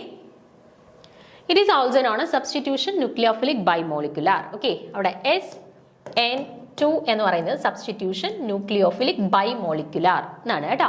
സബ്സ്റ്റിറ്റ്യൂഷൻ ന്യൂക്ലിയോഫിലിക് ബൈമോളിക്കുലാർ എന്നാണ് SN2 റിയാക്ഷൻ്റെ ആ ഒരു ഫുൾ ഫോം വരിക. When the rate of nucleophilic substitution reaction is depend upon both the concentration of the substrate and the nucleophile, then it is called bimolecular. ഇവിടെ എന്തുകൊണ്ടാണ് substitution nucleophilic 2 ബൈമോളിക്കുലാർ എന്ന് വന്നത്? ഇവിടെ നമ്മൾ rate, okay, rate of this nucleophilic substitution reaction നമ്മൾ consider ചെയ്യുകയാണെന്നുണ്ടെങ്കിൽ rate എന്ന് പറയുന്നത് രണ്ടാളുകളുടെ കോൺസെൻട്രേഷനെ ഡിപ്പെൻഡ് ചെയ്യുന്നുണ്ട്. നമ്മുടെ സബ്സ്ട്രേറ്റിന്റെ കോൺസെൻട്രേഷനെ ഡിപ്പെൻഡ് ചെയ്യുന്നുണ്ട്, ന്യൂക്ലിയോഫൈലിന്റെ കോൺസെൻട്രേഷനെ ഡിപ്പെൻഡ് ചെയ്യുന്നുണ്ട്. ഓക്കെ, അപ്പോൾ റേറ്റ് രണ്ടുപേരുടെ കോൺസെൻട്രേഷനെ ഡിപ്പെൻഡ് ചെയ്യുന്നത് കൊണ്ടാണ് ഇവിടെ നമ്മളിതിനെ ബൈമോളിക്കുലാർ എന്ന് പറഞ്ഞത് കേട്ടോ.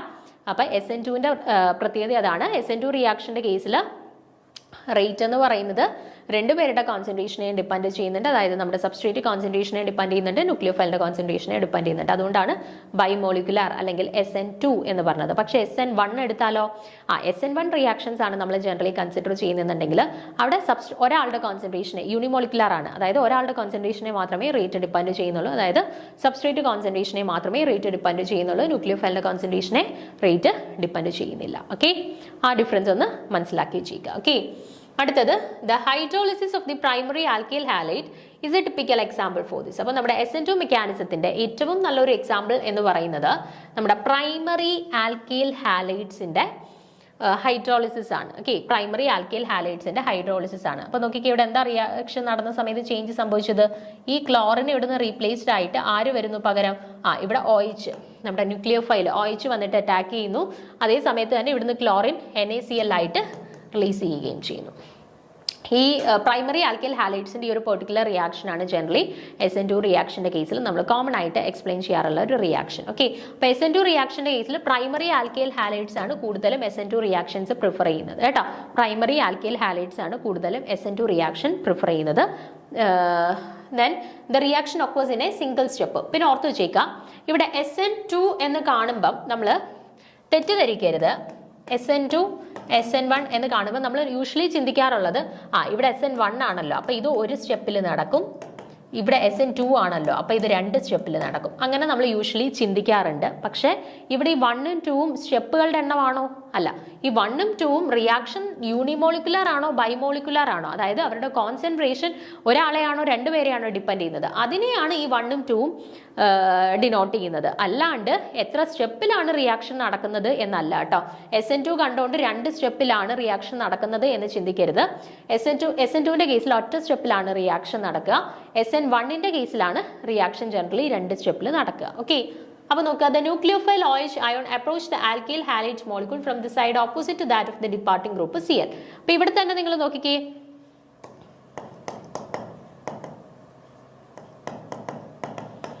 ഇവിടെ ഈ ഒരു കേസിലാണ്, ഈ ഒരു പ്രൈമറി ആൽക്കൈൽ ഹാലൈഡിന്റെ കേസിലാണ് നമ്മൾ റിയാക്ഷൻ നടത്തുന്നത്. അപ്പൊ നമുക്ക് ഇവിടുന്ന് റിലീസ്ഡ് ആവേണ്ട ഗ്രൂപ്പ് ആരാണ്? ഈ ക്ലോറിൻ ആണ് ഇവിടുന്ന് റിലീസ് ആവേണ്ടത്. ഓക്കെ, അതേ സമയത്ത് ഇപ്പൊ ക്ലോറിൻ റിലീസ് ആവുന്ന സമയത്ത് തന്നെ ആര് വരും?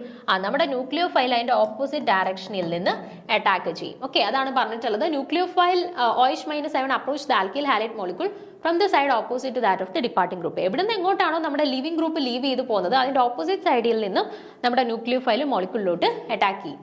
The incoming group will start to form a bond with the carbon bearing halogen. At the same time, the living group will start to take the grip of the bonding electron pair towards it. As a result, the high energy state called a transition state is attained, which is ultimately converted to products. അപ്പോൾ ഇവിടെ നോക്കിക്കേ, ഇവിടെ 3 substituents ഉണ്ട്. ഒന്ന് R', ഒന്ന് R', R എന്നിങ്ങനെ നമ്മൾ represent ചെയ്തിട്ടുണ്ട്. 3 സബ്സ്റ്റിറ്റ്യൂവൻസ് ഉണ്ട്. ഇതാണ് നമ്മുടെ ലിവിംഗ് ഗ്രൂപ്പ് ക്ലോറിൻ. ഓക്കെ, അപ്പം നമ്മൾ ഓൾറെഡി പറഞ്ഞു ഇവിടുന്ന് ഈ ക്ലോറിൻ ഇവിടുന്ന് റിലീസ് ചെയ്യുകയാണെന്നുണ്ടെങ്കിൽ അതിന്റെ ഓപ്പോസിറ്റ് ഡയറക്ഷനിൽ നിന്ന് ന്യൂക്ലിയോ ഫൈൽ OH- ആണ് ഇവിടുത്തെ ന്യൂക്ലിയോ ഫൈൽ നമ്മുടെ കാർബണിലോട്ട് അറ്റാക്ക് ചെയ്യുമെന്ന് പറഞ്ഞു. ഓക്കെ, അപ്പൊ ഇവിടെ ഈ ബോണ്ട് ബ്രേക്ക് ചെയ്യാൻ തുടങ്ങുന്ന സമയത്ത് തന്നെ ഇവിടെ പുതിയ ബോണ്ട് അറ്റാച്ച് ചെയ്ത് തുടങ്ങും. ഓക്കെ, അറ്റാക്ക് ചെയ്ത് തുടങ്ങും. അപ്പം നോക്കിക്കേ, ഇവിടെ ഡോട്ടഡ് ലൈൻ വെച്ച് കാണിച്ചേക്കുന്നത് ഈ ബോണ്ട് കംപ്ലീറ്റ്ലി ബ്രേക്ക് ചെയ്തിട്ടില്ല, ബ്രേക്കിംഗ് സ്റ്റാർട്ട് ചെയ്തു. ആ സ്റ്റാർട്ട് ചെയ്ത സമയത്ത് തന്നെ ഈ OH ഗ്രൂപ്പ് ഇവിടെ ബോണ്ട് ഫോം ചെയ്യാനായിട്ട് തുടങ്ങി. ഓക്കെ, അതായത് ബോണ്ട് ബ്രേക്കിംഗ് കംപ്ലീറ്റ് ചെയ്ത് കഴിഞ്ഞിട്ടല്ല ന്യൂ ബോണ്ട് ഫോർമേഷൻ ഇവിടെ സ്റ്റാർട്ട് ചെയ്തത്. ബോണ്ട് ബ്രേക്കിംഗ് നടക്കുന്നതിനോടൊപ്പം തന്നെ പുതിയ ബോണ്ട് ഫോർമേഷനും കൂടെ സ്റ്റാർട്ട് ചെയ്തു. അപ്പൊ രണ്ടും സൈമൾട്ടേനിയസ്ലി ആണ് നടക്കുന്നത്. അതായത് ഒരു ഹൈ എനർജി ട്രാൻസിഷൻ സ്റ്റേറ്റ് ആദ്യം ഫോം ചെയ്യും. ഈ ട്രാൻസിഷൻ സ്റ്റേറ്റിൽ നിന്നാണ് ഫൈനലി ഇത് റിലീസ്ഡ് ആയിട്ട് ഈ OH ഇവിടെ അറ്റാക്ക് ചെയ്യുന്ന രീതിയിൽ നമുക്കൊരു ഫൈനൽ പ്രൊഡക്റ്റ് ഇവിടെ കിട്ടുന്നത് കേട്ടോ. അപ്പോൾ ഒറ്റ സ്റ്റെപ്പിലാണ് റിയാക്ഷൻ നടക്കുന്നത്. റിയാക്ഷൻ നടക്കുന്ന സമയത്ത് ഒരു ഹൈ എനർജി ട്രാൻസിഷൻ സ്റ്റേറ്റ് ആദ്യം ഫോം ചെയ്യും. ആ ട്രാൻസിഷൻ സ്റ്റേറ്റിൽ നിന്നാണ് ഫൈനലി പ്രൊഡക്റ്റ് ഫോം ചെയ്യുന്നത് കേട്ടോ. അതൊന്ന് മനസ്സിലാക്കി വെച്ചേക്കാം. The reactivity of the alkyl halides in SN2 reaction is decided by the ease with which the halide leaves the substrate. അപ്പോൾ നോക്കിക്കേ, നമ്മുടെ SN2 മെക്കാനിസത്തിന്റെ കേസിൽ നമ്മളിവിടെ പറഞ്ഞു, ഇപ്പൊ ഹാലൈഡിനെ ഞാൻ X എന്നാണ് കൊടുത്തിട്ടുള്ളത്, R ഡബിൾ ഡാഷ്. ഓക്കെ, അപ്പൊ ഇത് നമ്മുടെ 3 സബ്സ്റ്റിറ്റ്യൂവൻസ് ആണെന്ന് കരുതുക. ഇത് നമ്മുടെ ഹാലൈഡ്, ഈ ഹാലൈഡ് ആണ് ഇവിടുത്തെ ലീവിങ് ഗ്രൂപ്പ്. ഓക്കെ, ഇയാൾ ലീവ് ചെയ്തിട്ടാണ് നമുക്ക് ആര് വരണ്ടേ, അവിടെ ന്യൂക്ലിയോ ഫൈൽ വന്നിട്ട് അറ്റാക്ക് ചെയ്യേണ്ടത്. ഓക്കെ, അപ്പൊ ഈ ആൽക്കൈൽ ഹാലൈഡ്സിന്റെ റിയാക്ടിവിറ്റി, SN2 റിയാക്ഷനകത്തുള്ള റിയാക്ടിവിറ്റി എന്തിനെ ഡിപ്പെൻഡ് ചെയ്യുന്നുണ്ട്? എന്ത് ഈസി ആയിട്ടാണ്, how easily the living group leave the system. ഈ സിസ്റ്റത്തിനെ ലീവ് ചെയ്ത് ആ ലിവിങ് ഗ്രൂപ്പ് എന്ത് ഈസി ആയിട്ടാണോ പോകുന്നത് അതിനെ ഡിപ്പെൻഡ് ചെയ്തിട്ടാണ് നമ്മുടെ reactivity of alkyl halides in SN2 reaction നമുക്ക് ഡിഫൈൻ ചെയ്യാൻ പറ്റുക. ഓക്കെ, അപ്പോൾ larger the size of the halide ion, more is the living ability. As A result the living group ability is iodine, bromine, chlorine and fluorine and hence reactivity order will be. Okay, അപ്പോൾ എന്താ പറഞ്ഞിട്ടുള്ളത്, നമുക്കിവിടെ living group leave ചെയ്ത് പോന്നു. ഇവിടുന്ന് ഈ living group നമുക്ക് leave ചെയ്ത് പോവാണ്. അപ്പൊ എങ്ങനെയുള്ള ലിവിംഗ് ഗ്രൂപ്പാണ് വളരെ വേഗത്തിൽ ലീവായി പോകുന്നത്? സൈസ് കൂടുതലുള്ള ഒരു ലിവിംഗ് ഗ്രൂപ്പാണ് ഇവിടെ അറ്റാച്ച് ചെയ്തിട്ടുള്ളതെങ്കിൽ അവർ വളരെ വേഗത്തിൽ അവിടുന്ന് ലീവ് ചെയ്ത് പോകാനായിട്ടുള്ള ചാൻസ് ഉണ്ട്. പക്ഷേ സൈസ് കുറവുള്ള ഒരു ലിവിംഗ് ഗ്രൂപ്പാണ് അവിടെ അറ്റാച്ച് ചെയ്തിട്ടുള്ളത് എങ്കിൽ ആ ലിവിംഗ് ഗ്രൂപ്പ് അവിടുന്ന് ലെഫ്റ്റ് ചെയ്യാന്ന് പറയുന്നത് കുറച്ച് ബുദ്ധിമുട്ടായിരിക്കും കേട്ടോ. കുറച്ച് ബുദ്ധിമുട്ടായിട്ടായിരിക്കും അവർക്ക് അവിടുന്ന് ലീവ് ചെയ്യാൻ പറ്റുക. അപ്പൊ നമ്മളിവിടെ ഹാലജൻസിനെ കൺസിഡർ ചെയ്യാണ്. ഫ്ലൂറിൻ, ക്ലോറിൻ, ബ്രോമിൻ, അയഡിൻ, ഇവരെ നമ്മൾ കൺസിഡർ ചെയ്യുന്ന സമയത്ത് നമുക്കറിയാം ഫ്ലൂറിൻ ചെറിയ സൈസാണ്, അയഡിൻ വലിയ സൈസാണ്.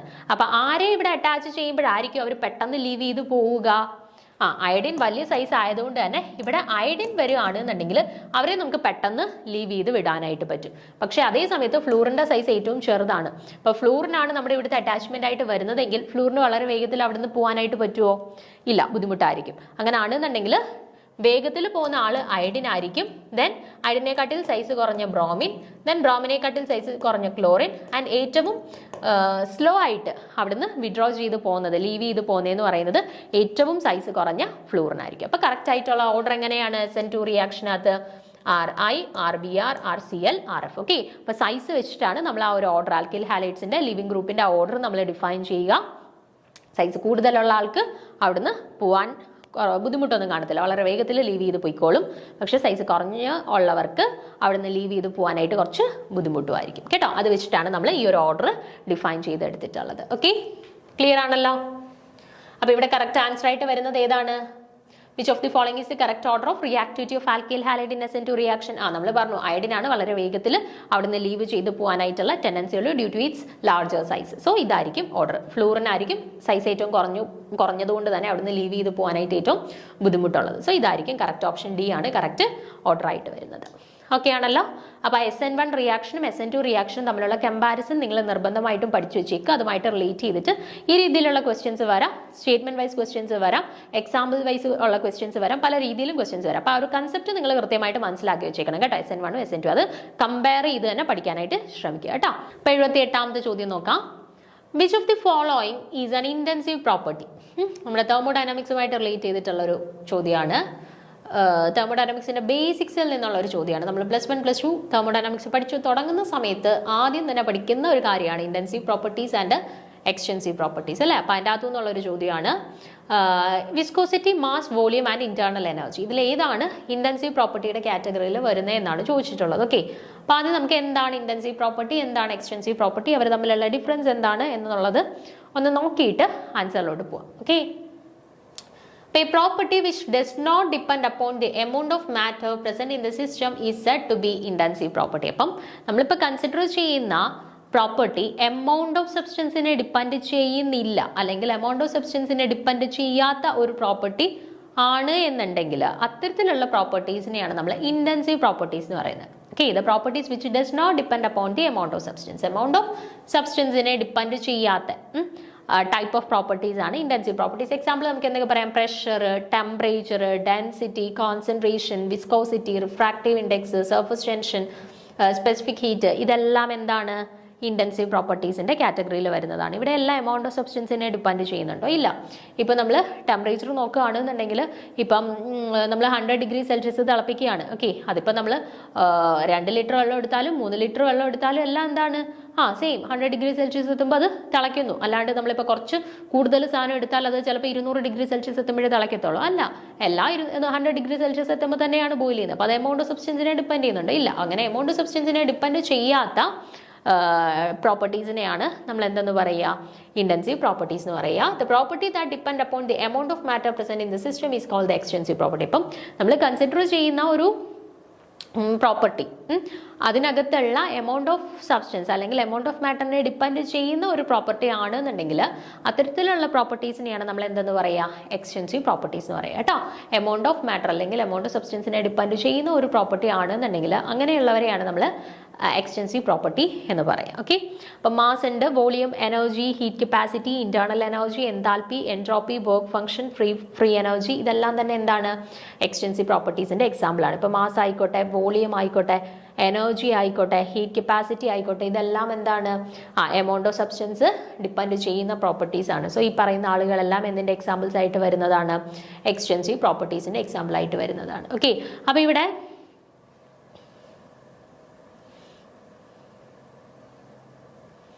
നോക്കിക്കേ, നമുക്കറിയാം ഡെൻസിറ്റി എന്ന് പറയുന്നത് മാസ് ബൈ വോളിയം ആണ് അല്ലേ? ഡെൻസിറ്റി എന്ന് പറയുന്നത് മാസ് ബൈ വോളിയം ആണ്. അപ്പം മാസ് എന്ന് പറയുന്നത് എന്താണ്? എന്തിൻ്റെ എക്സാമ്പിൾ ആണ്? എക്സ്റ്റൻസീവ് പ്രോപ്പർട്ടീസിന്റെ എക്സാമ്പിൾ ആണ് അല്ലേ? വോളിയം എന്ന് പറയുന്നത് എന്താണ്? എക്സ്റ്റൻസീവ് പ്രോപ്പർട്ടിയാണ് അല്ലേ? അപ്പം നമ്മൾ യൂഷ്വലി ചിന്തിക്കുന്ന ഡെൻസിറ്റി എന്ന് പറയുന്ന മാസ് ബൈ വോളിയം ആണ്. മാസും എക്സ്റ്റൻസീവ് പ്രോപ്പർട്ടിയാണ്, വോളിയം എക്സ്റ്റൻസീവ് പ്രോപ്പർട്ടിയാണ്. ഓക്കെ, അപ്പം ഇതിൻ്റെ രണ്ടിനെയും കൂടെ റേഷ്യോ ആയിട്ട് വരുന്ന ആൾ എന്തായാലും എന്തേ ആവും എന്നാണ് നമ്മൾ ചിന്തിക്കുക.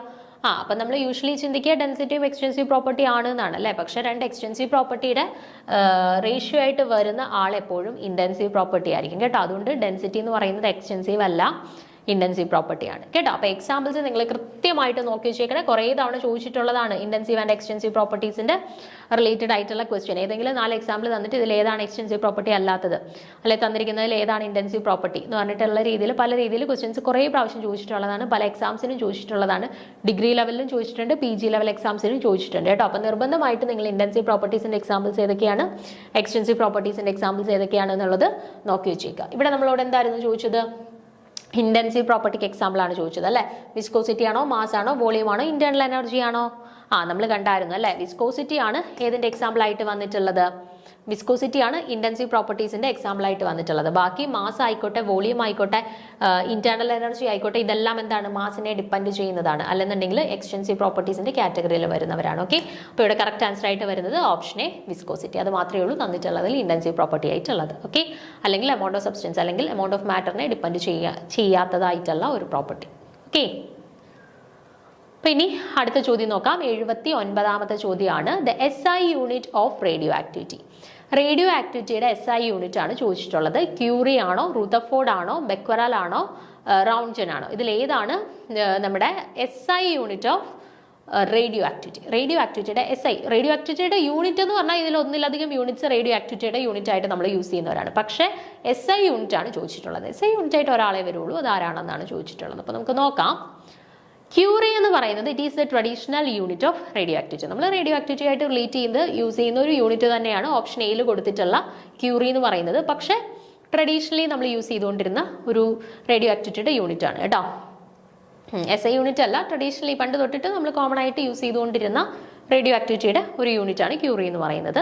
Then Rutherford is another unit of radioactivity and it is defined as the quantity of radioactive substance which produces 10 disintegrations in 1 second. അപ്പോൾ റുദർഫോർഡും എന്തിന് കറസ്പോണ്ടിങ് ആയിട്ട് നമ്മൾ യൂസ് ചെയ്യുന്ന ഒരു യൂണിറ്റ് ആണ്? റുദർഫോർഡ് എന്ന് പറയുന്നത് നമ്മൾ റേഡിയോ ആക്ടിവിറ്റിയുടെ കറസ്പോണ്ടിങ് ആയിട്ട് നമ്മൾ യൂസ് ചെയ്യുന്ന ഒരു യൂണിറ്റ് തന്നെയാണ്. ആൻഡ് റുദർഫോർഡിനെ നമ്മൾ എങ്ങനെയാണ് ഡിഫൈൻ ചെയ്യുന്നത്? It is defined as the quantity of radioactive substance which produce 10 disintegrations in 1 second. ഒരു സെക്കൻഡിൽ 10 ഡിസിൻറ്റഗ്രേഷൻസ് വരെ പ്രൊഡ്യൂസ് ചെയ്യാൻ കേപ്പബിലിറ്റി ഉള്ള quantity of radio active substance, അതിനെയാണ് നമ്മൾ ഈ റുദർഫോർഡ് എന്ന് പറയുന്ന ഒരു യൂണിറ്റ് വെച്ചിട്ട് സാധാരണ റെപ്രസെൻറ്റ് ചെയ്യാറുള്ളത് കേട്ടോ. അപ്പോൾ റുദർഫോർഡും എന്തിൻ്റെ യൂണിറ്റ് തന്നെയാണ്? റേഡിയോ ആക്ടിവിറ്റിയുടെ യൂണിറ്റ് തന്നെയാണ്. അടുത്ത ബെക്വറൽ. ബെക്വറലാണ് നമ്മുടെ റേഡിയോ ആക്ടിവിറ്റിയുടെ SI unit. Okay, SI unit of radioactivity എന്ന് പറയുന്നത് ബെക്വറലാണ്. It is defined as the quantity of 1 disintegration per second. Okay, അപ്പോൾ അതിനെ നമ്മൾ എങ്ങനെയാണ് ഡിഫൈൻ ചെയ്യുന്നത്? Quantity of 1 disintegration per second. Okay, ഒരു സെക്കൻഡിൽ നടക്കുന്ന ക്വാണ്ടിറ്റി ഓഫ് ഡിസിൻറ്റഗ്രേഷനെയാണ് നമ്മൾ ജനറലി ബെക്വറൽ എന്ന് പറയുന്ന ആ ഒരു യൂണിറ്റ് വെച്ചിട്ട് റെപ്രസെൻറ്റ് ചെയ്യുന്നത് കേട്ടോ. ആ ബെക്വറലാണ് SI unit of radio activity ആയിട്ട് നമ്മൾ കൺസിഡർ ചെയ്യുന്നത്. ഓക്കെ, ആൻഡ് നാലാമത്തത് Roentgen. 1 Rontgen is defined as the quantity of radioactive substances which produces a charge of 2.58 into 10 raised to 4 എന്നാണ് 10 raised to 4 coulomb in 1 kilogram of air under standard conditions of pressure, temperature and humidity. നോക്കണ്ട, just ഇത്ര ഓർത്തായിരുന്നാൽ മതി. 1 Rontgen is defined as the quantity of radioactive substances produces a charge of 2.58 into 10 raised to 4 coulomb. അപ്പം Roentgen നമ്മൾ radio ആക്ടിവിറ്റിയുമായിട്ട് relate ചെയ്ത് use ചെയ്യുന്ന ഒരു unit ആണ്. എന്താണ് ഒരു റോൺജൻ എന്ന് പറഞ്ഞാൽ? It is the quantity of radio active substance which produces A charge of 2.58 into 10 raised to 4 coulomb in 1 kilogram of air. 2.58 into 10 raised to 4 coulomb charge 1 kilogram of എയറിൽ produce ചെയ്യാൻ capable ആയിട്ടുള്ള quantity of radioactive സബ്സ്റ്റൻസിനെ express ചെയ്യാൻ വേണ്ടിയിട്ട് നമ്മൾ use ചെയ്യുന്ന ഒരു unit ആണ് റോൺജൻ. അപ്പോൾ ഇവിടെ ജസ്റ്റ് നിങ്ങൾ ഇത്രയും മാത്രം അറിഞ്ഞിരുന്നത്, അത് ക്യൂറി ആയിക്കോട്ടെ, റുദർഫോർഡ് ആയിക്കോട്ടെ, ബെക്വറൽ ആയിക്കോട്ടെ, അല്ലെന്നുണ്ടെങ്കിൽ റോൺജൻ ആയിക്കോട്ടെ, ഇതെല്ലാം നമ്മൾ റേഡിയോ ആക്ടിവിറ്റിയുമായിട്ട് റിലേറ്റ് ചെയ്തിട്ട് യൂസ് ചെയ്യാറുള്ള യൂണിറ്റ്സ് തന്നെയാണ്. ഈ കൊടുത്തിട്ടുള്ള 4 എണ്ണത്തിൽ പക്ഷേ എന്താ നമ്മുടെ SI യൂണിറ്റ് ആയിട്ട് നമ്മൾ കൺസിഡർ ചെയ്തിട്ടുള്ള യൂണിറ്റ് എന്ന് പറയുന്നത് ബെക്വറലാണ് കേട്ടോ. ബെക്വറലിനെയാണ് നമ്മൾ റേഡിയോ ആക്ടിവിറ്റിയുടെ SI യൂണിറ്റ് ആയിട്ട് കൺസിഡർ ചെയ്തിട്ടുള്ളത്. ഓക്കെ ആണല്ലോ. അപ്പം ഇവിടെ കറക്റ്റ് ആൻസർ ആയിട്ട് വരുന്നത് ഓപ്ഷൻ സി ബെക്വറലാണ് കേട്ടോ. ഇതും SI യൂണിറ്റ് നമ്മൾ സാധാരണ ചോദിക്കുന്നതാണ് കേട്ടോ. ഏതെങ്കിലുമൊക്കെ വാല്യൂ കറസ്പോണ്ടിങ് ആയിട്ടുള്ള SI യൂണിറ്റ് ഏത്, അതിൻ്റെ 3-4 യൂണിറ്റ്സ് തന്നിട്ട് SI യൂണിറ്റ് ഏതാന്നുള്ള രീതിയിൽ ക്വസ്റ്റ്യൻസ് ഡിഗ്രി ലെവൽ എക്സാംസിനൊക്കെ കണ്ടുവരുന്നതാണ് കേട്ടോ. അപ്പോൾ പറ്റുന്നതൊക്കെ നിങ്ങളൊന്ന് നോക്കി വെച്ചിരിക്കുന്നത് നല്ലതാണ് കേട്ടോ. നമ്മൾ പഠിച്ചിട്ടുള്ളതായിട്ടുള്ള കുറച്ച് ടേംസിൻ്റെ ഒക്കെ കറസ്പോണ്ടിങ് ആയിട്ട് വരുന്ന SI യൂണിറ്റുകൾ ഏതൊക്കെയാണ് എന്നുള്ളത് നോക്കി വെച്ചിരിക്കുന്നത് നല്ലതാണ്. ഓക്കെ, അപ്പം അടുത്ത ലാസ്റ്റ് നമ്മുടെ 80ാമത്തെ ചോദ്യമാണ് കേട്ടോ. കെമിസ്ട്രി റിലേറ്റഡ് ആയിട്ട് ലാസ്റ്റ് ടൈമിൽ ഫിംഗർ പ്രിന്റ് സെർച്ച് എന്ന് ചോദിച്ച അവസാനത്തെ ചോദ്യമാണ്. X-rays are used for the study of the crystal structure because. അപ്പോൾ എക്സ്റേസിനെ നമ്മൾ ക്രിസ്റ്റൽ സ്ട്രക്ചറിൻ്റെ സ്റ്റഡീസിന് വേണ്ടിയിട്ട് സാധാരണ യൂസ് ചെയ്യാറുള്ള റേഡിയേഷൻസ് എക്സ്റേസ് ആണ്. അപ്പോൾ എന്തുകൊണ്ടാണ് ക്രിസ്റ്റൽ സ്ട്രക്ചർ സ്റ്റഡീസിൽ നമ്മൾ ജനറലി എക്സ്റേസിനെ തിരഞ്ഞെടുക്കുന്നത് എന്നാണ് ചോദിച്ചിട്ടുള്ളത്. ഓപ്ഷൻ എയിൽ നോക്കുക, X-rays are completely absorbed by the crystal. X-rays use ചെയ്യുകയാണെന്നുണ്ടെങ്കിൽ ക്രിസ്റ്റൽസ് ഈ എക്സ്റേസിനെ കംപ്ലീറ്റ്ലി അബ്സോർബ് ചെയ്യും, അതുകൊണ്ടാണ് എക്സ്റേസിനെ തിരഞ്ഞെടുത്തിരിക്കുന്നത്. അതാണ് ഓപ്ഷൻ എയിൽ പറയുന്നത്. ഓപ്ഷൻ ബി നോക്കുക, the wave length of the X-ray is of the same order of magnitude as the interatomic spacing in crystal. രണ്ടാമത്തെ സ്റ്റേറ്റ്മെന്റിൽ പറഞ്ഞിട്ടുള്ളത് നമ്മുടെ എക്സ്റേസിന്റെ കറസ്പോണ്ടിങ് ആയിട്ടുള്ള ആ വേവ് ലെങ്ത് എന്ന് പറയുന്നത് എന്തിന്റെ സെയിം ഓർഡർ അല്ലെങ്കിൽ എന്തിന്റെ സെയിം മാഗ്നിറ്റ്യൂഡിന് കറസ്പോണ്ടിങ് ആണെന്ന് ക്രിസ്റ്റൽസിനകത്തുള്ള ഇന്റർ അറ്റോമിക് സ്പേസിങ്ങിന്റെ മാഗ്നിറ്റ്യൂഡ് ഓർഡറിന്റെ മാഗ്നിറ്റ്യൂഡിന് സെയിം കറസ്പോണ്ടിങ് ആയിട്ടുള്ള മാഗ്നിറ്റ്യൂഡിൽ തന്നെയാണ് ഈ വേവ് ലെങ്ത് ഓഫ് എക്സ്റേസും ഉള്ളത്. ഓക്കെ, ആ ഒരു റീസൺ കൊണ്ടിട്ടാണ് എക്സ്റേസിനെ തിരഞ്ഞെടുക്കുന്നത്. അതാണ് ഓപ്ഷൻ ബിയിൽ പറയുന്നത്. ഓപ്ഷൻ സി നോക്കാം, the wave length of X rays is very small in comparison with interatomic spacing of crystals.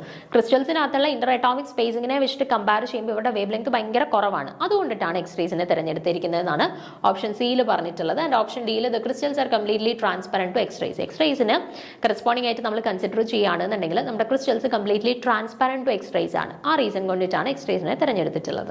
ഇവിടെ 4 കറസ്പോണ്ടിങ് ആയിട്ടുള്ള റീസൺസ് അവർ കൊടുത്തിട്ടുണ്ട്. ഇതിൽ കറക്റ്റ് ആയിട്ടുള്ളത് ഏതാണ്, എന്തുകൊണ്ടാണ് നമ്മൾ എക്സ്റേസിനെ തന്നെ ക്രിസ്റ്റൽ സ്റ്റഡീസിന് വേണ്ടിയിട്ട് ക്രിസ്റ്റലോഗ്രാഫിക്കൽ സ്റ്റഡീസിന് വേണ്ടിയിട്ട് തിരഞ്ഞെടുത്തിട്ടുള്ളത് എന്നാണ് ചോദിച്ചിട്ടുള്ളത്. ഓക്കെ, അപ്പോൾ നോക്കിക്കേ, as the wavelength of X-rays are of the same order as of interatomic spacing in crystal, it can be used to provide the imagery of crystal structure. The distance between the atoms of a crystal is of the order of the wavelength of X-rays. When they fall on the crystal, they are diffracted, and the diffraction pattern is helpful in the study of the crystal structure. അപ്പോൾ എന്താണ് actual reason?